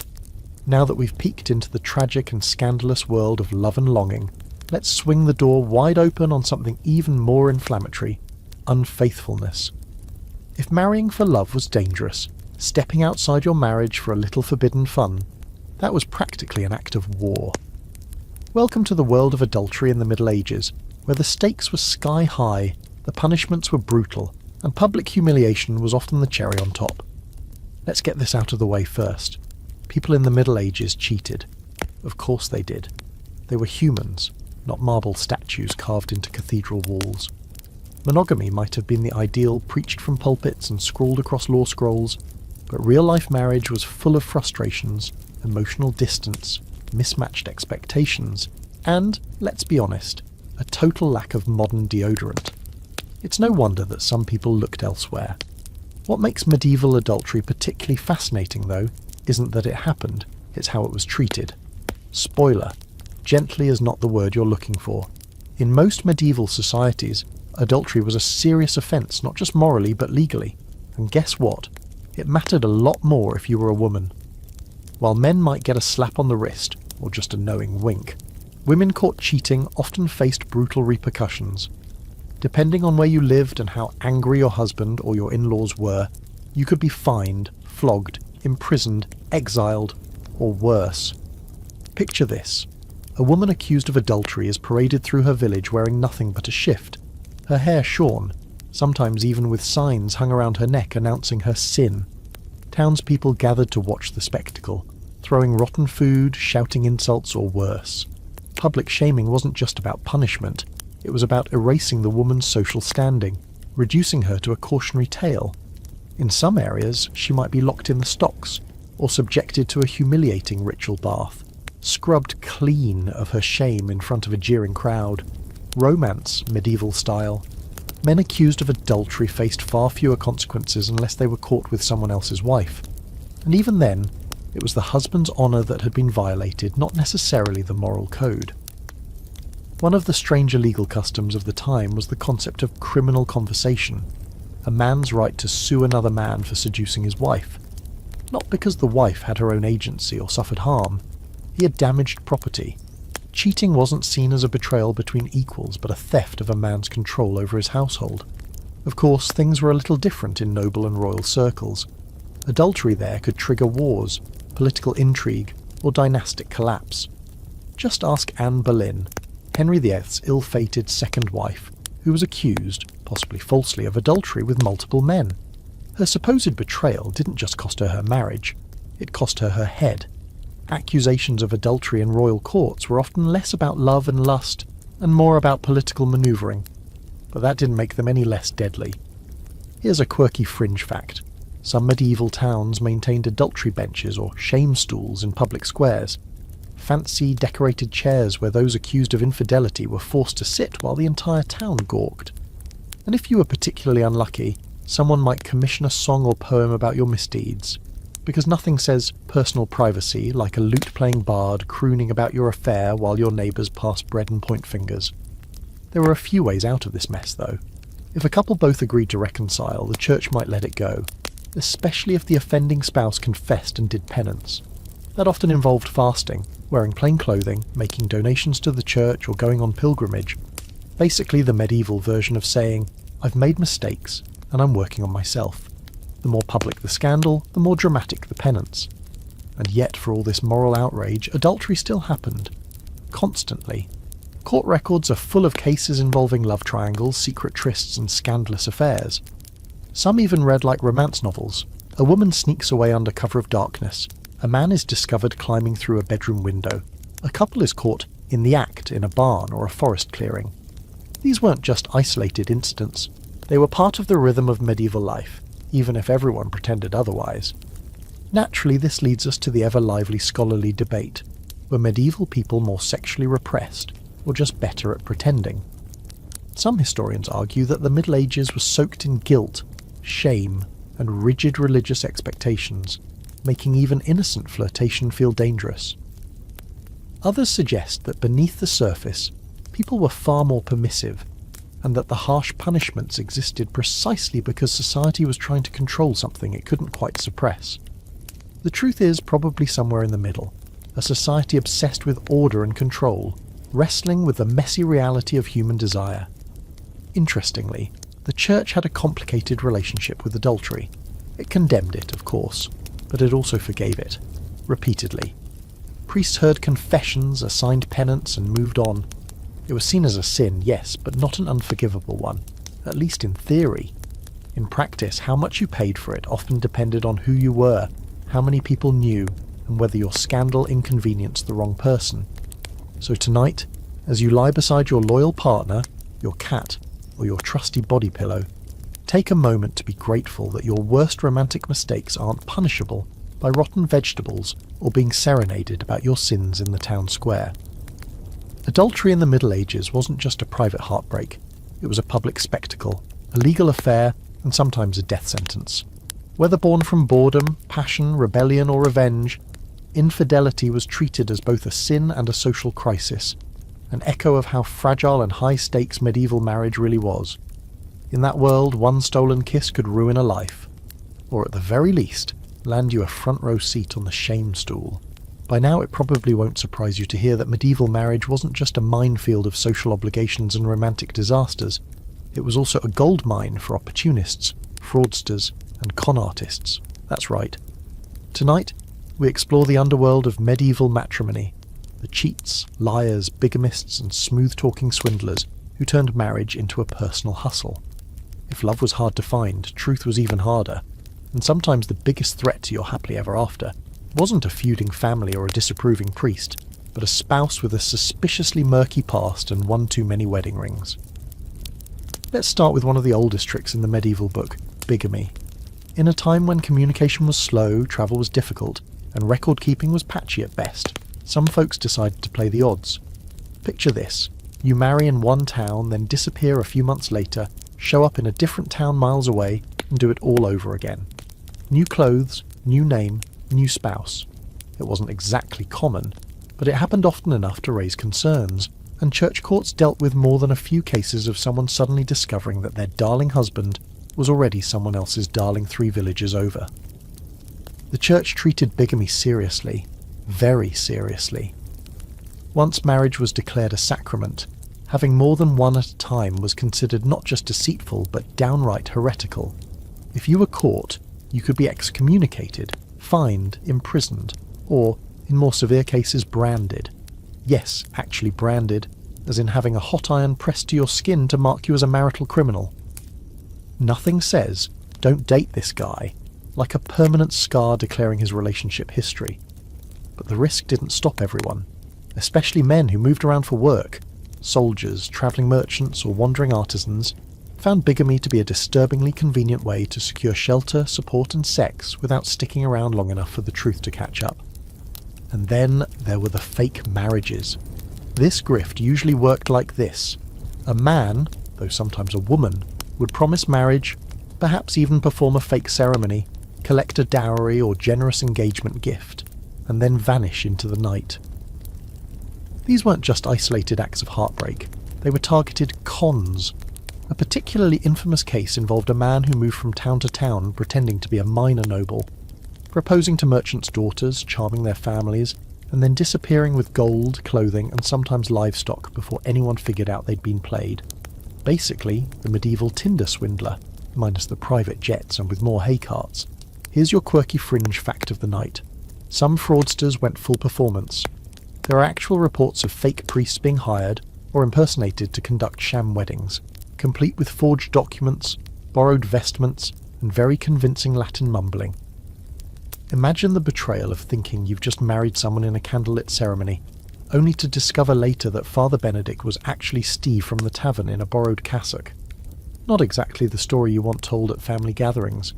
Women too could be marriage fraudsters, though it was riskier and rarer. Some posed as widows of wealthy men to secure sympathy, housing, or protection. Others exaggerated their dowries or lied about their family's social standing to snag a higher status husband.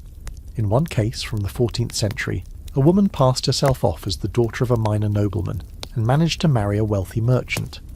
The truth came out after someone recognised her from a nearby village, where she was very much not a noble's daughter, but a butcher's niece.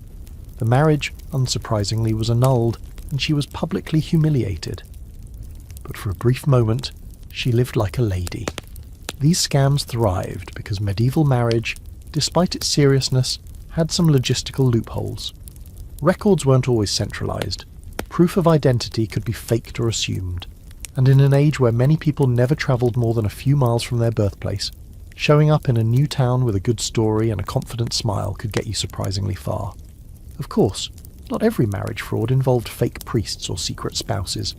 Some were more subtle and more tragic. People lied about their financial status, their health, their fertility. A man might claim to be wealthy, only for his new bride to discover his debt-ridden household after the ceremony. A woman might hide the fact that she'd been previously married or even had children. These weren't crimes in the same way, but they were still deceptions that eroded the already shaky trust at the foundation of many medieval marriages. There's an ongoing scholarly debate about how common this kind of marital fraud really was. Some historians argue that the colourful cases found in court records are the exceptions, the scandalous outliers that got written down precisely because they were so outrageous. Others argue that the frequency of fraud reflects deeper anxieties in medieval society about trust, identity, and the vulnerability of marital arrangements. Either way, it's clear that marriage in the Middle Ages wasn't just emotionally risky, it was financially and socially dangerous too. And here's the real kicker. If you were a victim of marital fraud, your options were limited.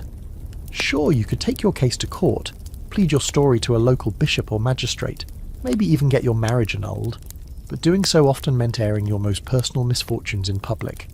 Court records are full of humiliating depositions, desperate letters, and painfully detailed accounts of deception and heartbreak.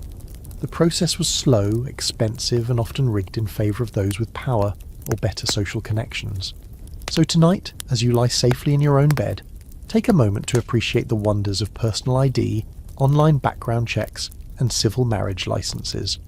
In the Middle Ages, choosing the wrong partner didn't just mean heartbreak. It could mean scandal, exile, or years of humiliating legal drama. And as for those travelling nobles with suspiciously vague stories, charming smiles, and eagerness to marry, maybe don't let them meet your daughter. Just saying. If you thought being scammed by a bigamist was bad, imagine being in love with someone who your entire society has declared off limits. Tonight, we're entering the forbidden zone of interfaith and interclass marriages, those rare but scandalous unions that dared to cross the medieval world's rigid social and religious boundaries. These weren't just personal choices, they were lightning rods for controversy, suspicion, and in many cases, violence. Marrying the wrong person wasn't just a family scandal.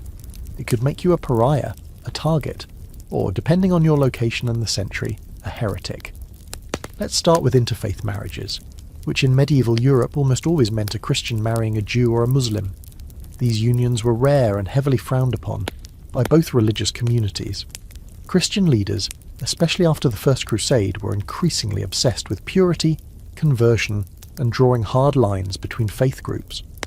Marrying someone of a different religion wasn't seen as a romantic gesture.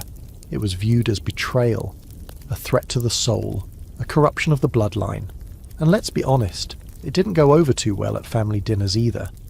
If you were a Christian woman marrying a Jewish man, or even rumoured to be, you could expect more than gossip. In many regions, local authorities or church officials would launch investigations.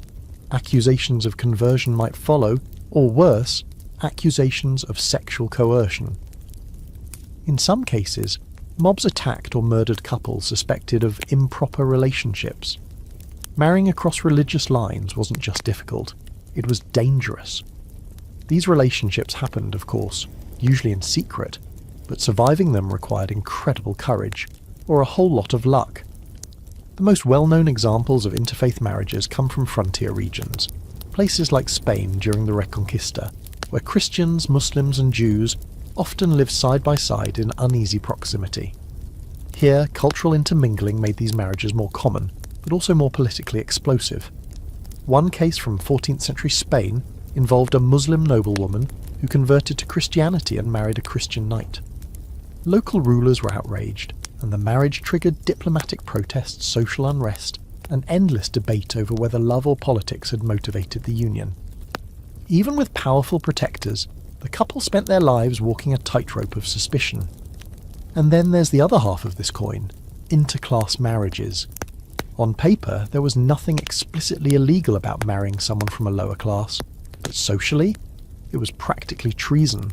A nobleman marrying a peasant? Scandalous. A wealthy merchant marrying a servant? Girl? Cue the family outrage. Medieval society was stratified so deeply that crossing class lines in marriage was seen as upsetting the natural order, an affront to both God and economics. If you were a noble, your marriage wasn't just about your personal life. It was a matter of family strategy, political allegiance, and inheritance rights. Marrying below your station could mean losing land, titles, or access to courtly circles. For noble women especially, marrying a man of lower status could lead to outright disinheritance. Imagine a baroness eloping with the blacksmith's son, only to be cut off from her family, forced to live in a modest cottage, and scorned by former friends who now wouldn't even let her in the cathedral pews. Love had consequences, and yet these marriages happened. Sometimes out of love, sometimes out of desperation, sometimes as the result of seduction, deception, or pregnancy. Local records reveal fascinating tales of knights marrying milkmaids, lords running off with innkeepers' daughters, and even clergy abandoning their vows to start new lives with women of much humbler status. These weren't fairy tales. Most ended badly, shunned, poor, and powerless, but not all. A few managed to carve out quiet lives in exile, away from the structures that had once confined them. Here's your quirky fringe fact. In some cities, particularly in Italy and southern France, wealthy merchants created a kind of unofficial nobility through marriage. By marrying their daughters to landless but titled nobles, they could buy their way into higher social circles while rescuing crumbling aristocratic bloodlines. This led to a weird fusion of old titles and new money, which everybody grumbled about but quietly accepted because, well, money talks, especially when your family castle needs a new roof. Of course, not everyone had to marry someone wildly outside their class or religion to cause a scandal. Sometimes just marrying the wrong kind of person within your social circle was enough to spark chaos. A widowed merchant marrying his young apprentice. Scandalous. A noble marrying a second cousin too close for comfort. Legally questionable and ecclesiastically dicey. These marriages didn't always break the law, but they definitely broke the unspoken rules that governed medieval society like iron bars wrapped in velvet. So, what happened if you broke those rules? It depended on where you were and how much power your family had. Some couples were exiled, some had their marriages annulled, some simply vanished into the margins of history, buried under shame and silence. And in a few rare cases they became legends. Stories passed down through hushed whispers or scandalized songs, living on long after their rebellious hearts stopped beating. There's a rich scholarly debate about how common these forbidden marriages really were. Some argue that they were rare exceptions, romanticized or sensationalized by storytellers and historians alike. Others suggest they were far more common than we think, especially in cities and border regions where cultural lines blurred and enforcement was weak. The truth is, we'll probably never know exactly how many people risked everything for love across lines of faith or class. What we do know is that the very fact these unions were dangerous made them powerful, symbols of rebellion, courage, or, depending on your viewpoint, scandal. Tonight, as you tuck yourself into your blanket and enjoy the freedom to fall for whoever your heart chooses, regardless of faith, class, or social expectation, spare a thought for the brave, or reckless, medieval couples who dared to love where they weren't supposed to. Their marriages weren't always happy, or even long, but they were undeniably human. And in a world built on rigid rules and inherited cages, that kind of love was nothing short of revolutionary. Let's step out of castles, courtrooms, and scandalous town squares for a moment, and into the place where marriage in the Middle Ages actually happened day in and day out. The home. That's right. Tonight we're heading into the domestic sphere, the not-so-glamorous side of medieval matrimony. Because while royal weddings and forbidden romances grabbed the headlines, most medieval marriages were lived out under leaky roofs, beside smoky hearths, and in work-worn hands. It wasn't about jewels or dowries, it was about survival, and a whole lot of chores. So picture yourself waking up on a straw mattress in a two-room cottage. You and your spouse are already late. There's grain to mill, goats to feed, and if you're lucky, maybe a piece of stale bread to split before you get to it. Marriage in medieval Europe, especially for the lower classes, wasn't romantic. It was economic, practical, and above all functional. Spouses weren't so much partners in life as co-managers of a tiny under-resourced survival enterprise. For most couples, the division of labour wasn't just tradition, it was necessity. Women typically handled the inside work: cooking, weaving, tending the hearth, raising children, spinning wool, and managing the household supplies. Men worked the land, tended to livestock, and handled labour outside the home. But these roles weren't rigid. In times of hardship, or, let's be honest, just whenever the need arose, both spouses crossed lines. If a man fell ill, his wife ploughed the fields. If a woman died in childbirth, her husband had to keep the household running somehow. There were no days off, no room for weakness. You didn't marry for passion, you married for backup. Here's a fringe fact for your collection. In many households, husbands and wives slept in the same room as their children, their animals, and occasionally their in-laws. Privacy. What privacy? The idea of a marriage bed as a sacred romantic space, not in a one-room house shared with 2 goats, a grandmother, and a 6-year-old who kicks in his sleep. It wasn't uncommon for an entire household to sleep on the floor together, or in one large bed if they were lucky enough to own one. That definitely adds a new layer of meaning to Till Death Do Us Part. And speaking of layers, let's talk about cleanliness, or rather, the lack thereof. Hygiene was a challenge, to say the least. Bathing was infrequent, water was often shared and cold, and fabrics weren't exactly soft. You and your spouse probably smelled like wood smoke, livestock, and salted fish most of the time. This wasn't anyone's idea of a scented candle romance. Intimacy in marriage had to work around the realities of daily filth, exhaustion, and zero personal space. If someone in that household had enough energy for flirting after 12 hours of labour, they were practically a superhero. Of course, in wealthier homes, the domestic routine looked different, but not necessarily easier. Noblewomen often ran massive households with dozens of servants, estates to manage, and the constant pressure of performing their social role flawlessly. Marriage among the nobility was still a job, just with different costumes. A lady might spend her days managing inventory, overseeing kitchens and laundry, arranging feasts and accounting for the estate's production. If her husband was away, as many were for war or business, she might essentially run the whole estate. Romantic, right? There's a rich scholarly debate about how affectionate or cooperative these marriages were. Some historians argue that medieval couples, especially peasants, probably developed strong bonds through shared hardship and interdependence. You ploughed the same fields, raised the same kids, buried the same parents. How could you not form a partnership? Others emphasise that marriage was still fundamentally unequal, especially for women who bore the burdens of childbirth, domestic labour, and social expectations without much say in how their lives unfolded. The truth is likely both. Some couples became genuine partners in life. Others simply endured each other, side by side, until one of them dropped dead from exhaustion, plague, or a farming accident. Interestingly, household records, especially in towns, show a surprising amount of cooperation. In artisan families, husbands and wives often worked together in the same trade. Baking, blacksmithing, weaving, brewing.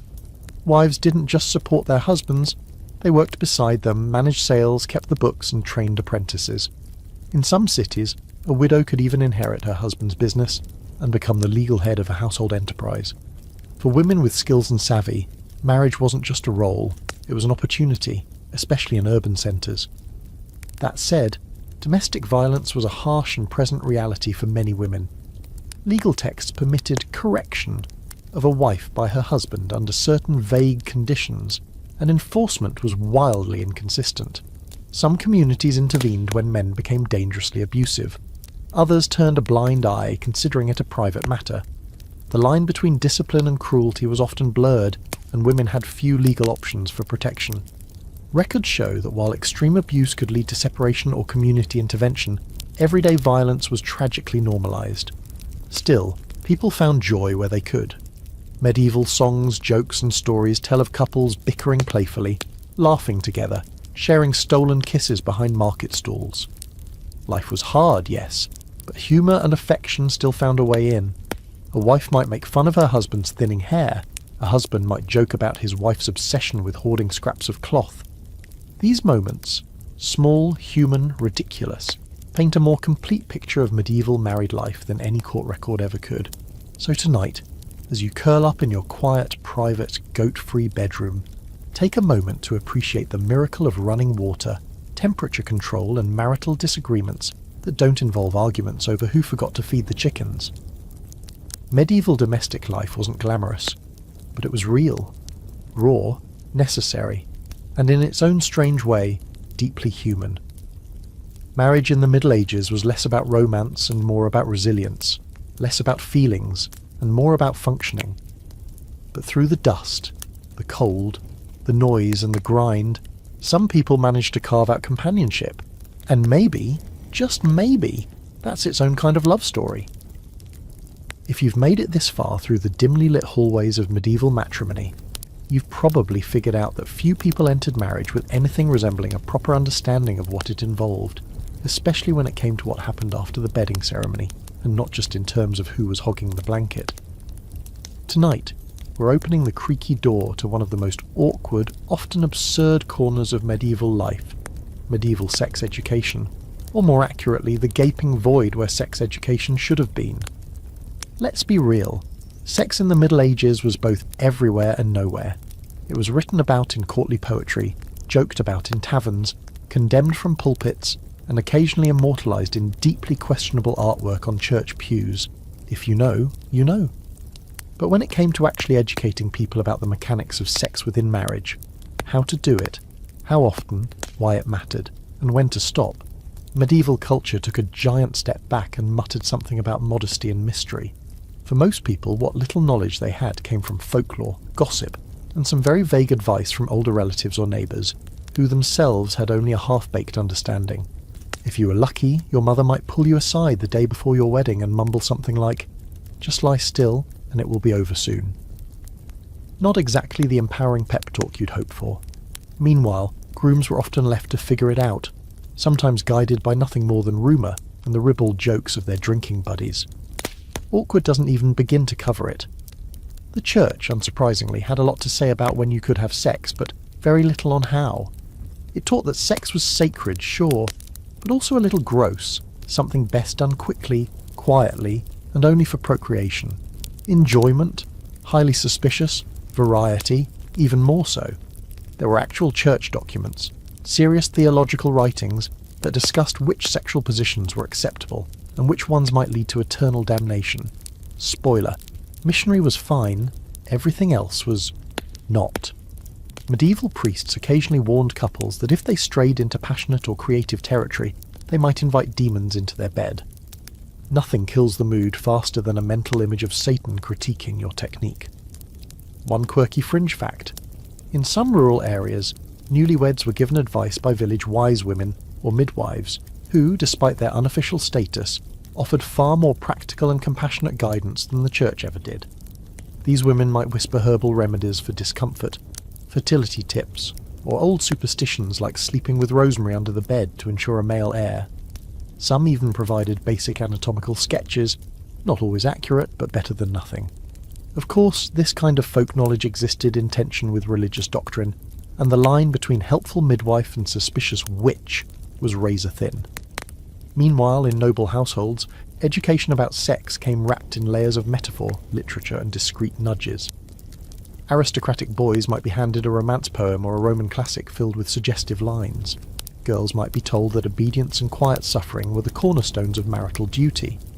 There were no birds and bees talks, just symbolic gestures, veiled comments, and a strong suggestion that if you just obeyed God and your husband, everything would somehow work out. Unfortunately, that wasn't always the case, and let's not forget how little medieval people understood about reproductive health. Most believed that conception required not just intercourse, but mutual pleasure, so if a woman got pregnant, it was assumed she had enjoyed the act. This twisted bit of pseudoscience was used to argue, horrifyingly, that rape victims couldn't become pregnant, because if they had, it must not have been real rape. This dangerous and deeply flawed idea persisted for centuries and had devastating consequences for women who were victims of sexual violence.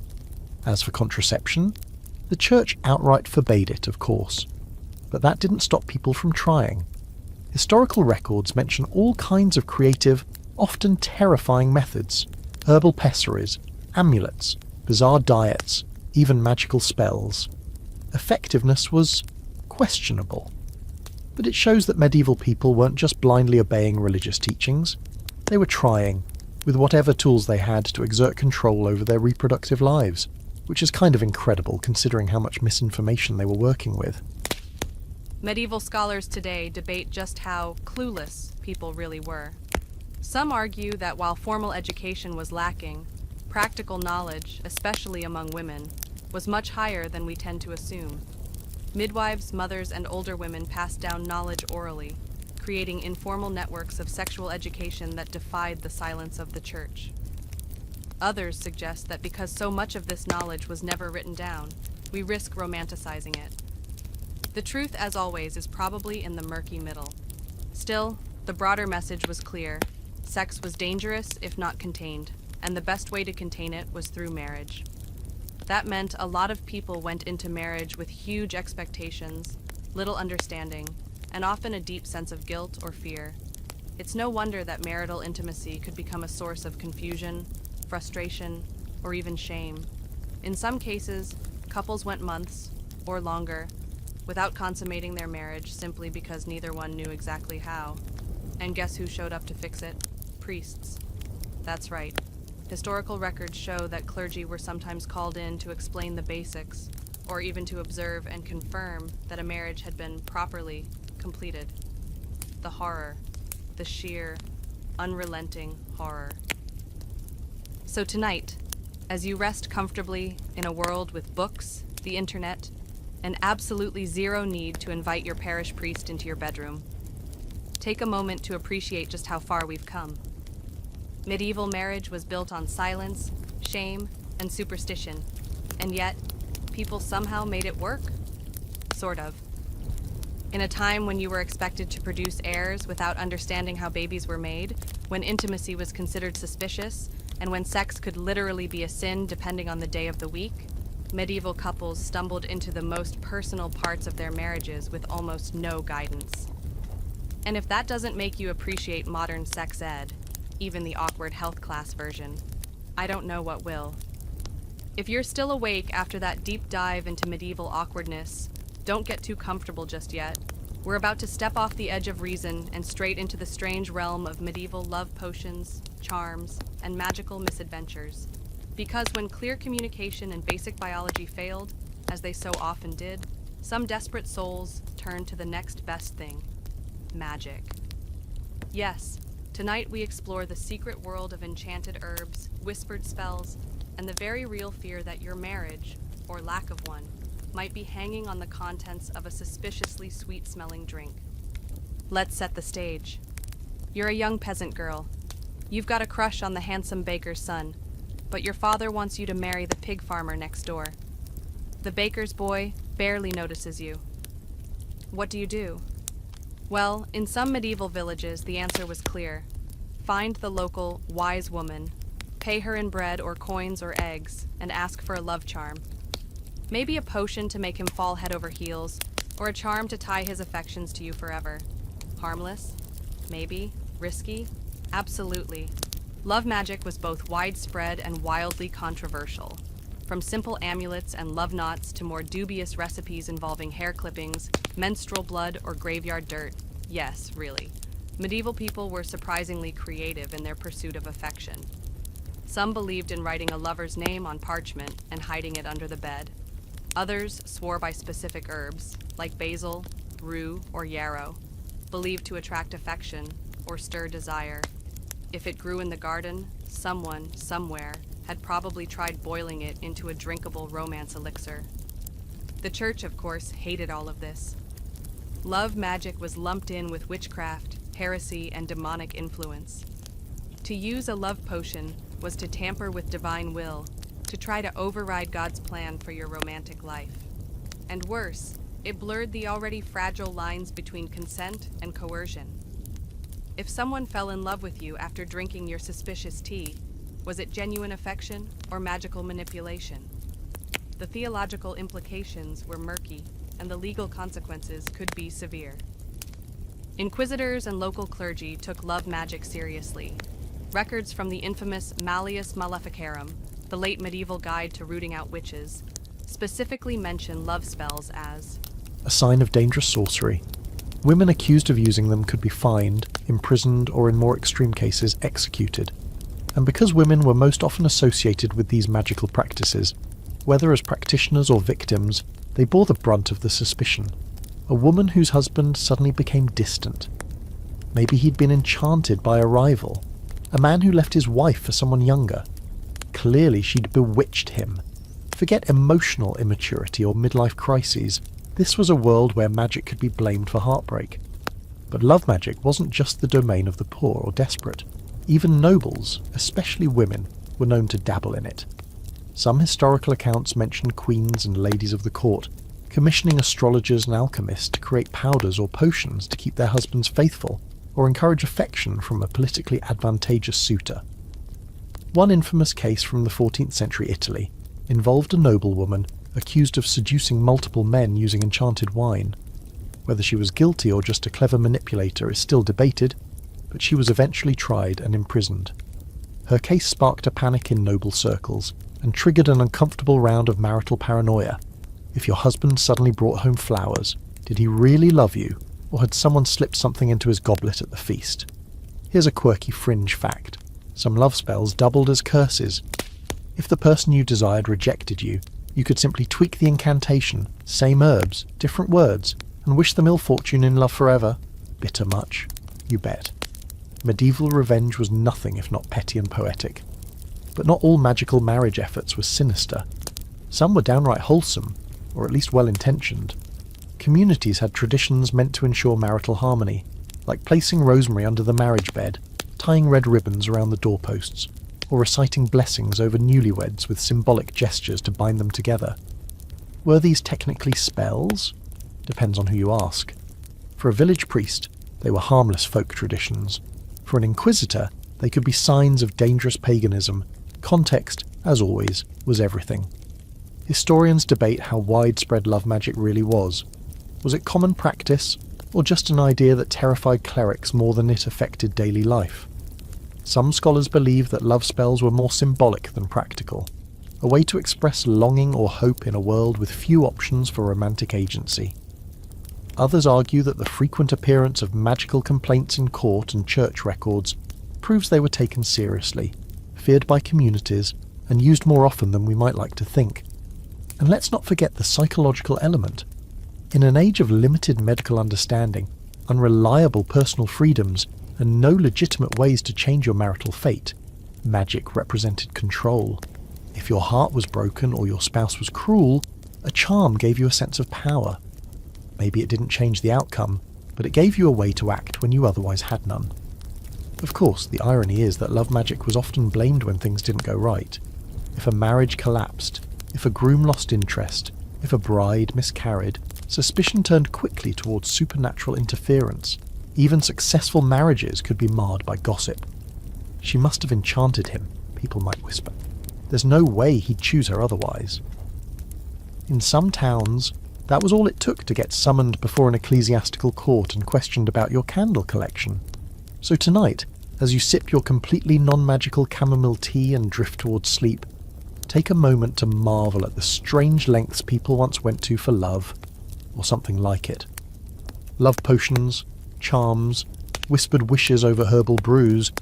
They may not have worked, but they spoke volumes about the deep longing for connection, control and closeness in a world that often denied all three. In medieval marriage, where so much was predetermined and rigid, magic was a flickering candle in the dark. Dangerous, yes, but also full of hope and desperation, and maybe a dash of cinnamon. By this point in our medieval marriage misadventure, you might be wondering, was anyone immune to this chaos? Surely the church itself, the holy institution orchestrating all these marital rules and rituals, upheld them in its own house, right?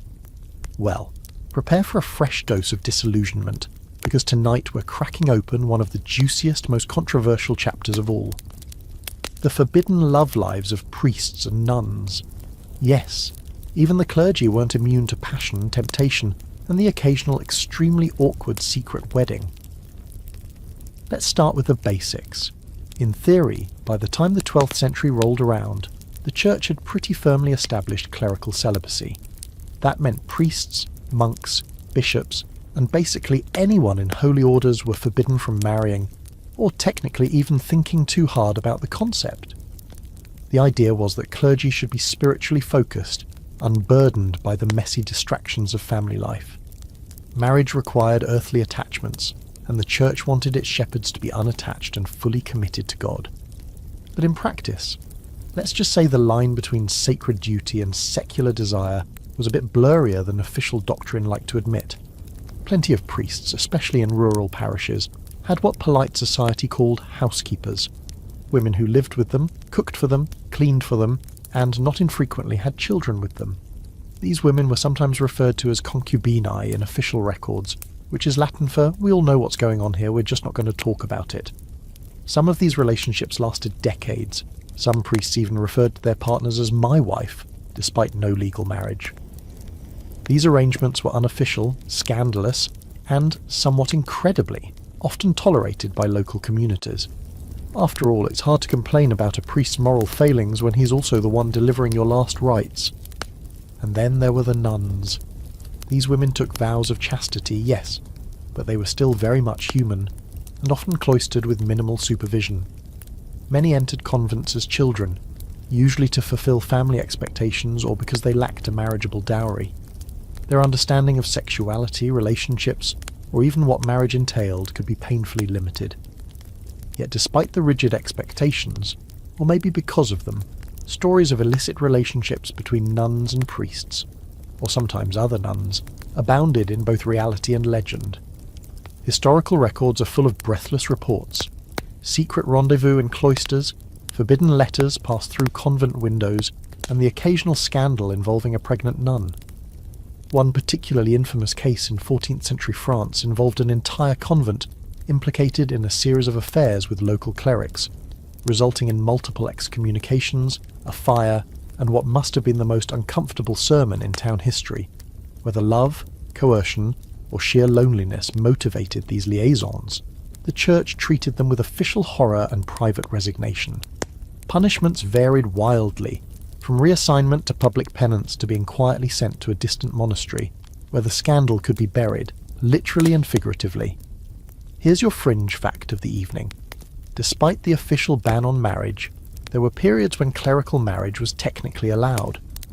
Early in the medieval period, many priests were married, particularly in the Eastern Christian world and in remote Western regions where enforcement was spotty.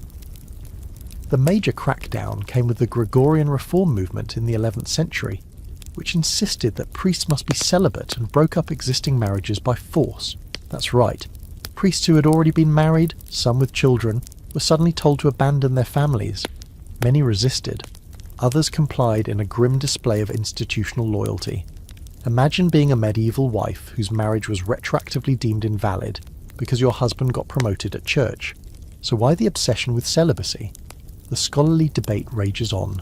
Some argue that it was about moral purity and spiritual focus. Others point to economics. Without wives or children, priests couldn't pass on church lands or inherit wealth, which conveniently kept everything in the church's hands. The practical benefits of enforced celibacy are hard to ignore when you follow the money. And yet, the rule remained deeply controversial. Even high-ranking bishops and cardinals were known to keep long-term mistresses or quietly support their children through donations to local churches or charities. Pope Alexander VI, before becoming pope, fathered several children with his mistress and even threw lavish parties in her honour. He wasn't exactly the only one.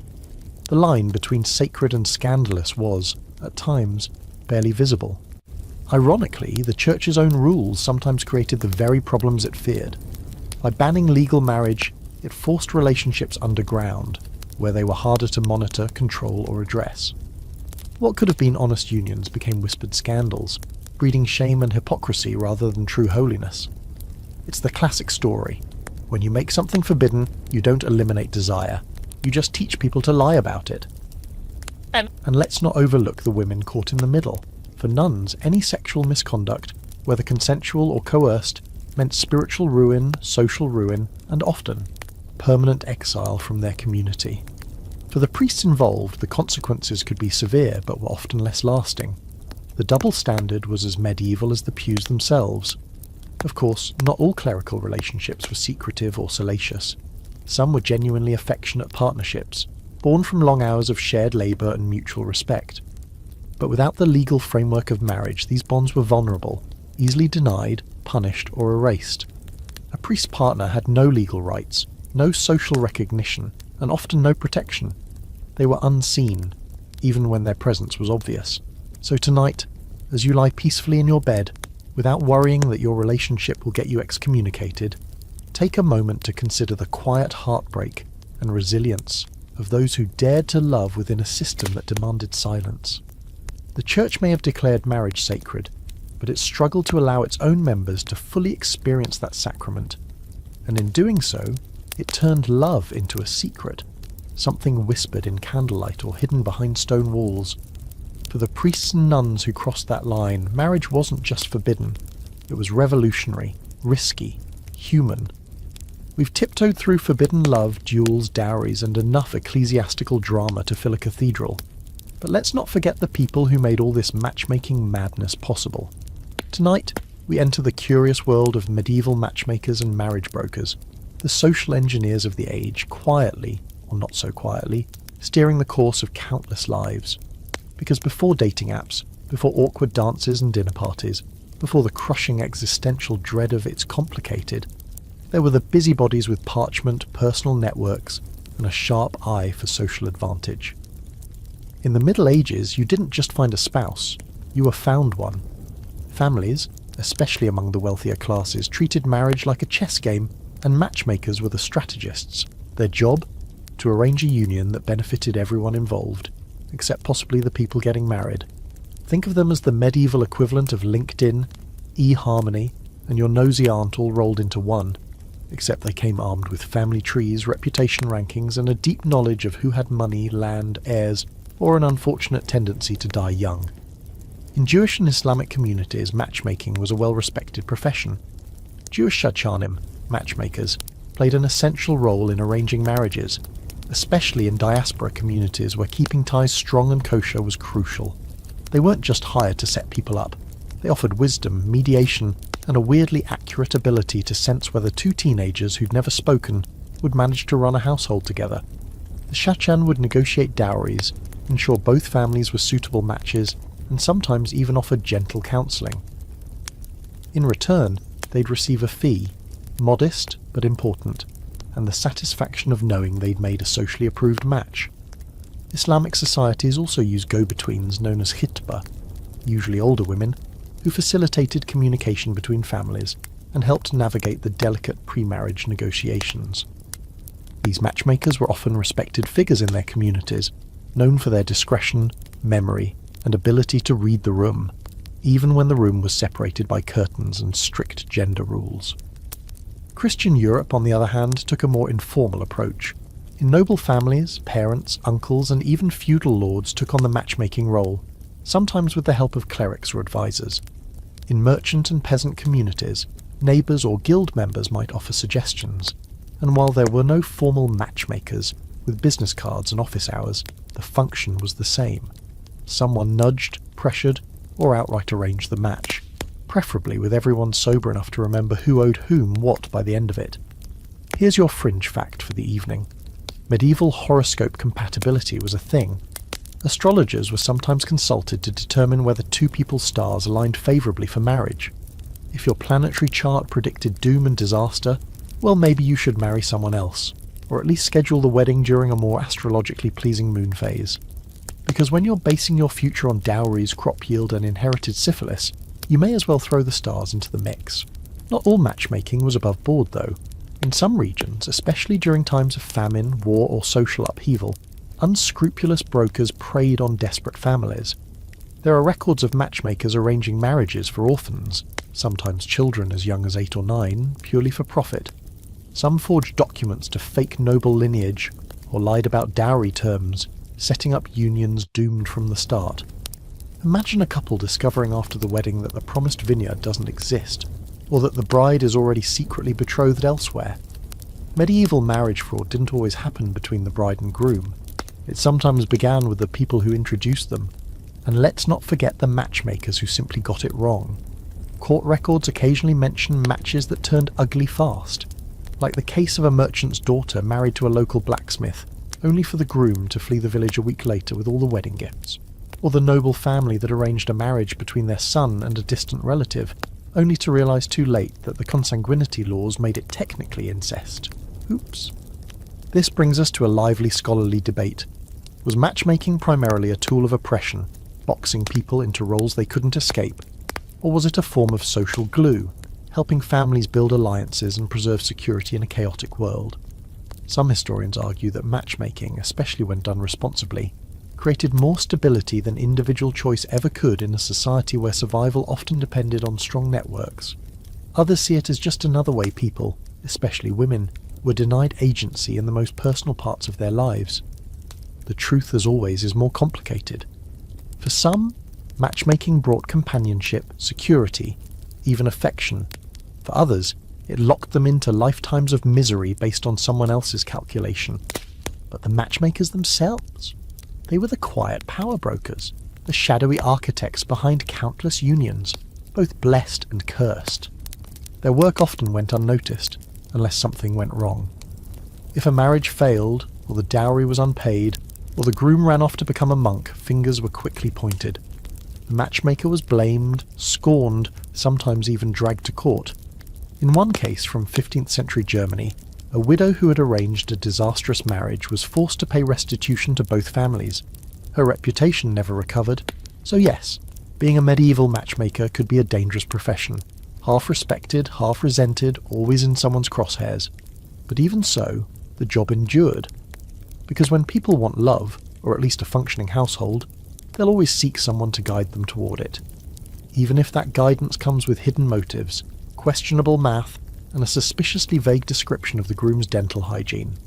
So tonight, as you relax in a world where you can swipe left without sparking a feud between entire villages, take a moment to reflect on the matchmakers of old. They weren't always right, and they weren't always fair, but for better or worse they shaped the destinies of countless people with nothing more than a quiet word, a candlelit conversation, and a well-timed suggestion that maybe, just maybe, you and that miller's son should meet. We've talked about awkward wedding nights, enchanted wine, runaway spouses, and ecclesiastical nosebleeds, but nothing, and I mean nothing, rocked the foundation of marriage in the Middle Ages quite like the Black Death.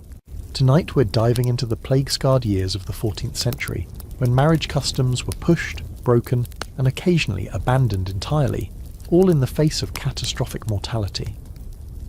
Because when half the population of Europe is coughing up blood and collapsing in the streets, you stop worrying about dowries and start worrying about who's still breathing. So let's set the scene. It's the late 1340s. The Black Death is sweeping through Europe like a horror film in fast forward.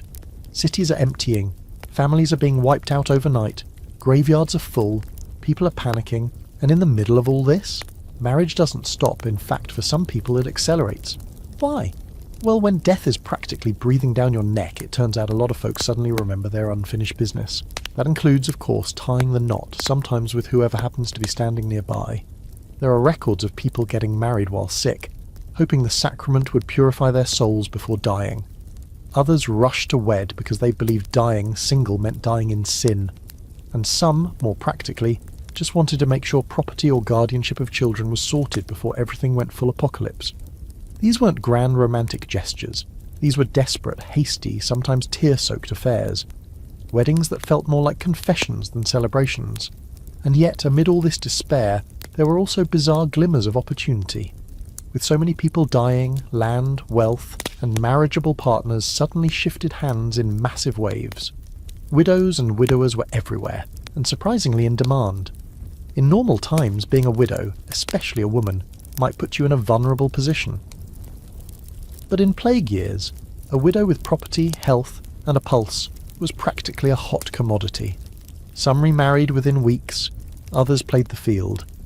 There are records of women with multiple marriage offers, all from men hoping to secure an inheritance, or just some emotional stability, while the world burned down around them.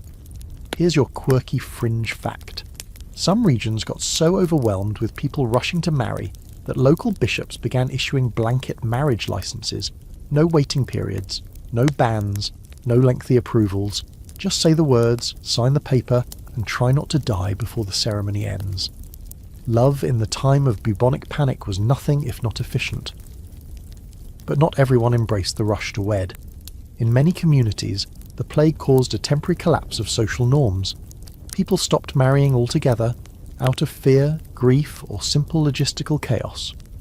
Clergy were dying as fast as laypeople, which meant no one was around to perform the ceremonies. Churches were locked. Priests were too sick or too scared.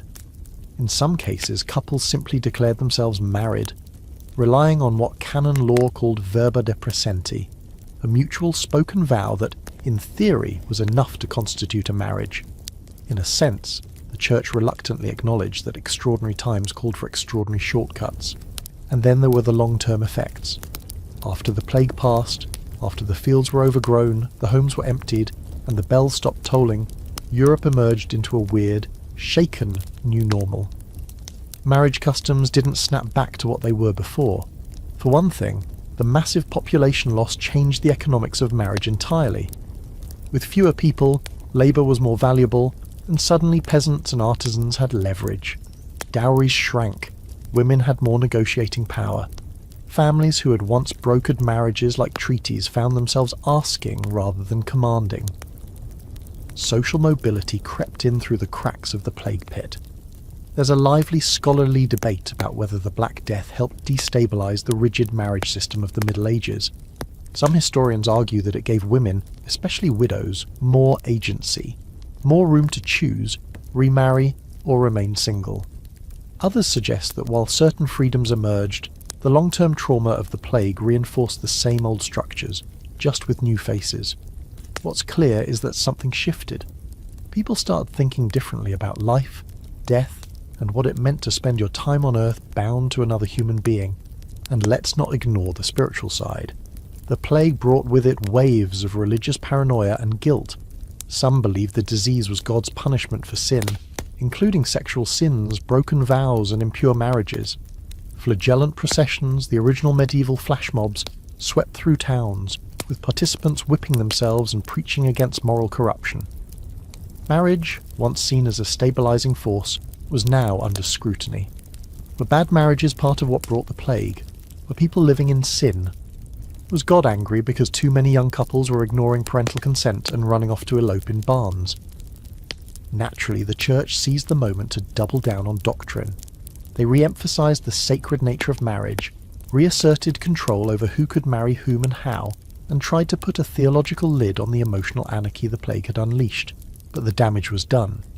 You can't unlive the horror of digging your own cousin's grave one week and marrying their widow the next. So tonight, as you enjoy the luxury of not living in a time when marriages are interrupted by plague carts and death rattles, give a little nod to the couples who tried, against all odds, to make love work in the bleakest possible hour. Their weddings may have been rushed, their motives messy, but they were human beings trying to carve something meaningful from chaos.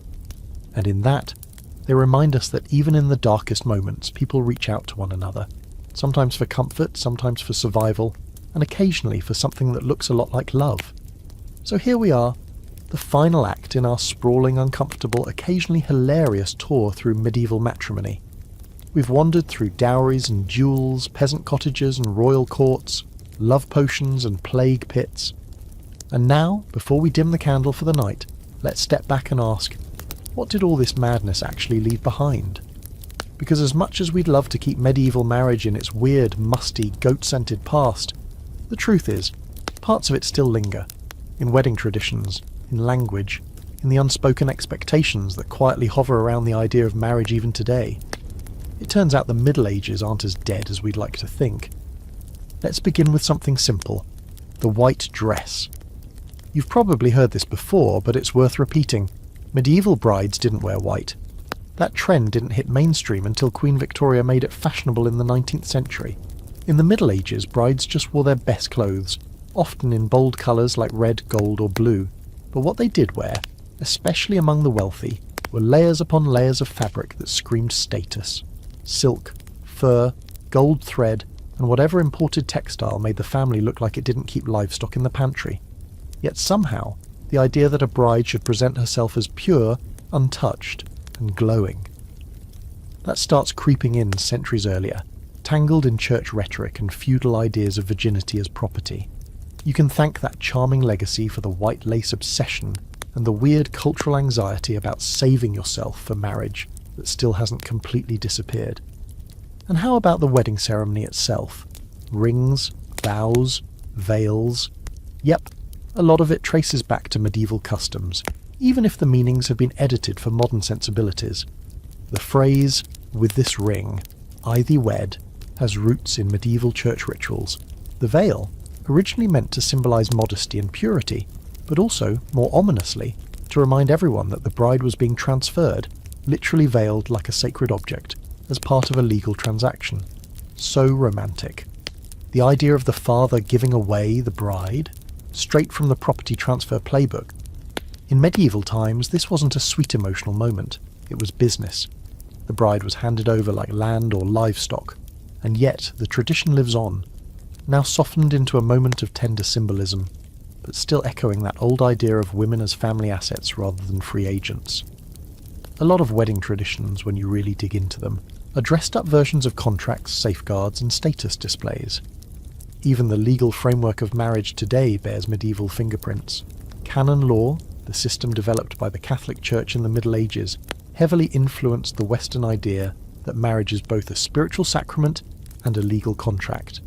That's why weddings often require both a church and a courthouse, because we're still trying to juggle that weird medieval dual identity of marriage, holy and bureaucratic, divine and taxable. Here's your final fringe fact. The phrase common law marriage comes, in part, from medieval understandings of marriage by consent. Remember verba de praesenti, that idea that two people could declare themselves married without witnesses, priests, or paperwork? Well, it caused so much chaos over the centuries that later legal systems had to create ways to distinguish between real marriages, secret marriages, and those awkward, we were kind of married, I guess, situations. Centuries later, we still wrestle with that blurry line between formal commitment and informal cohabitation, proof that medieval marital confusion never really went out of style. And let's not forget the most haunting echo of all, the social pressure. The idea that marriage is the default destination, that everyone should get married eventually, that your worth is somehow tied to whether you've partnered up in a legally sanctioned, culturally approved way. That's a holdover too. In medieval Europe, unmarried adults, especially women, were treated with suspicion. They were seen as unfinished, possibly immoral, potentially disruptive to the social order.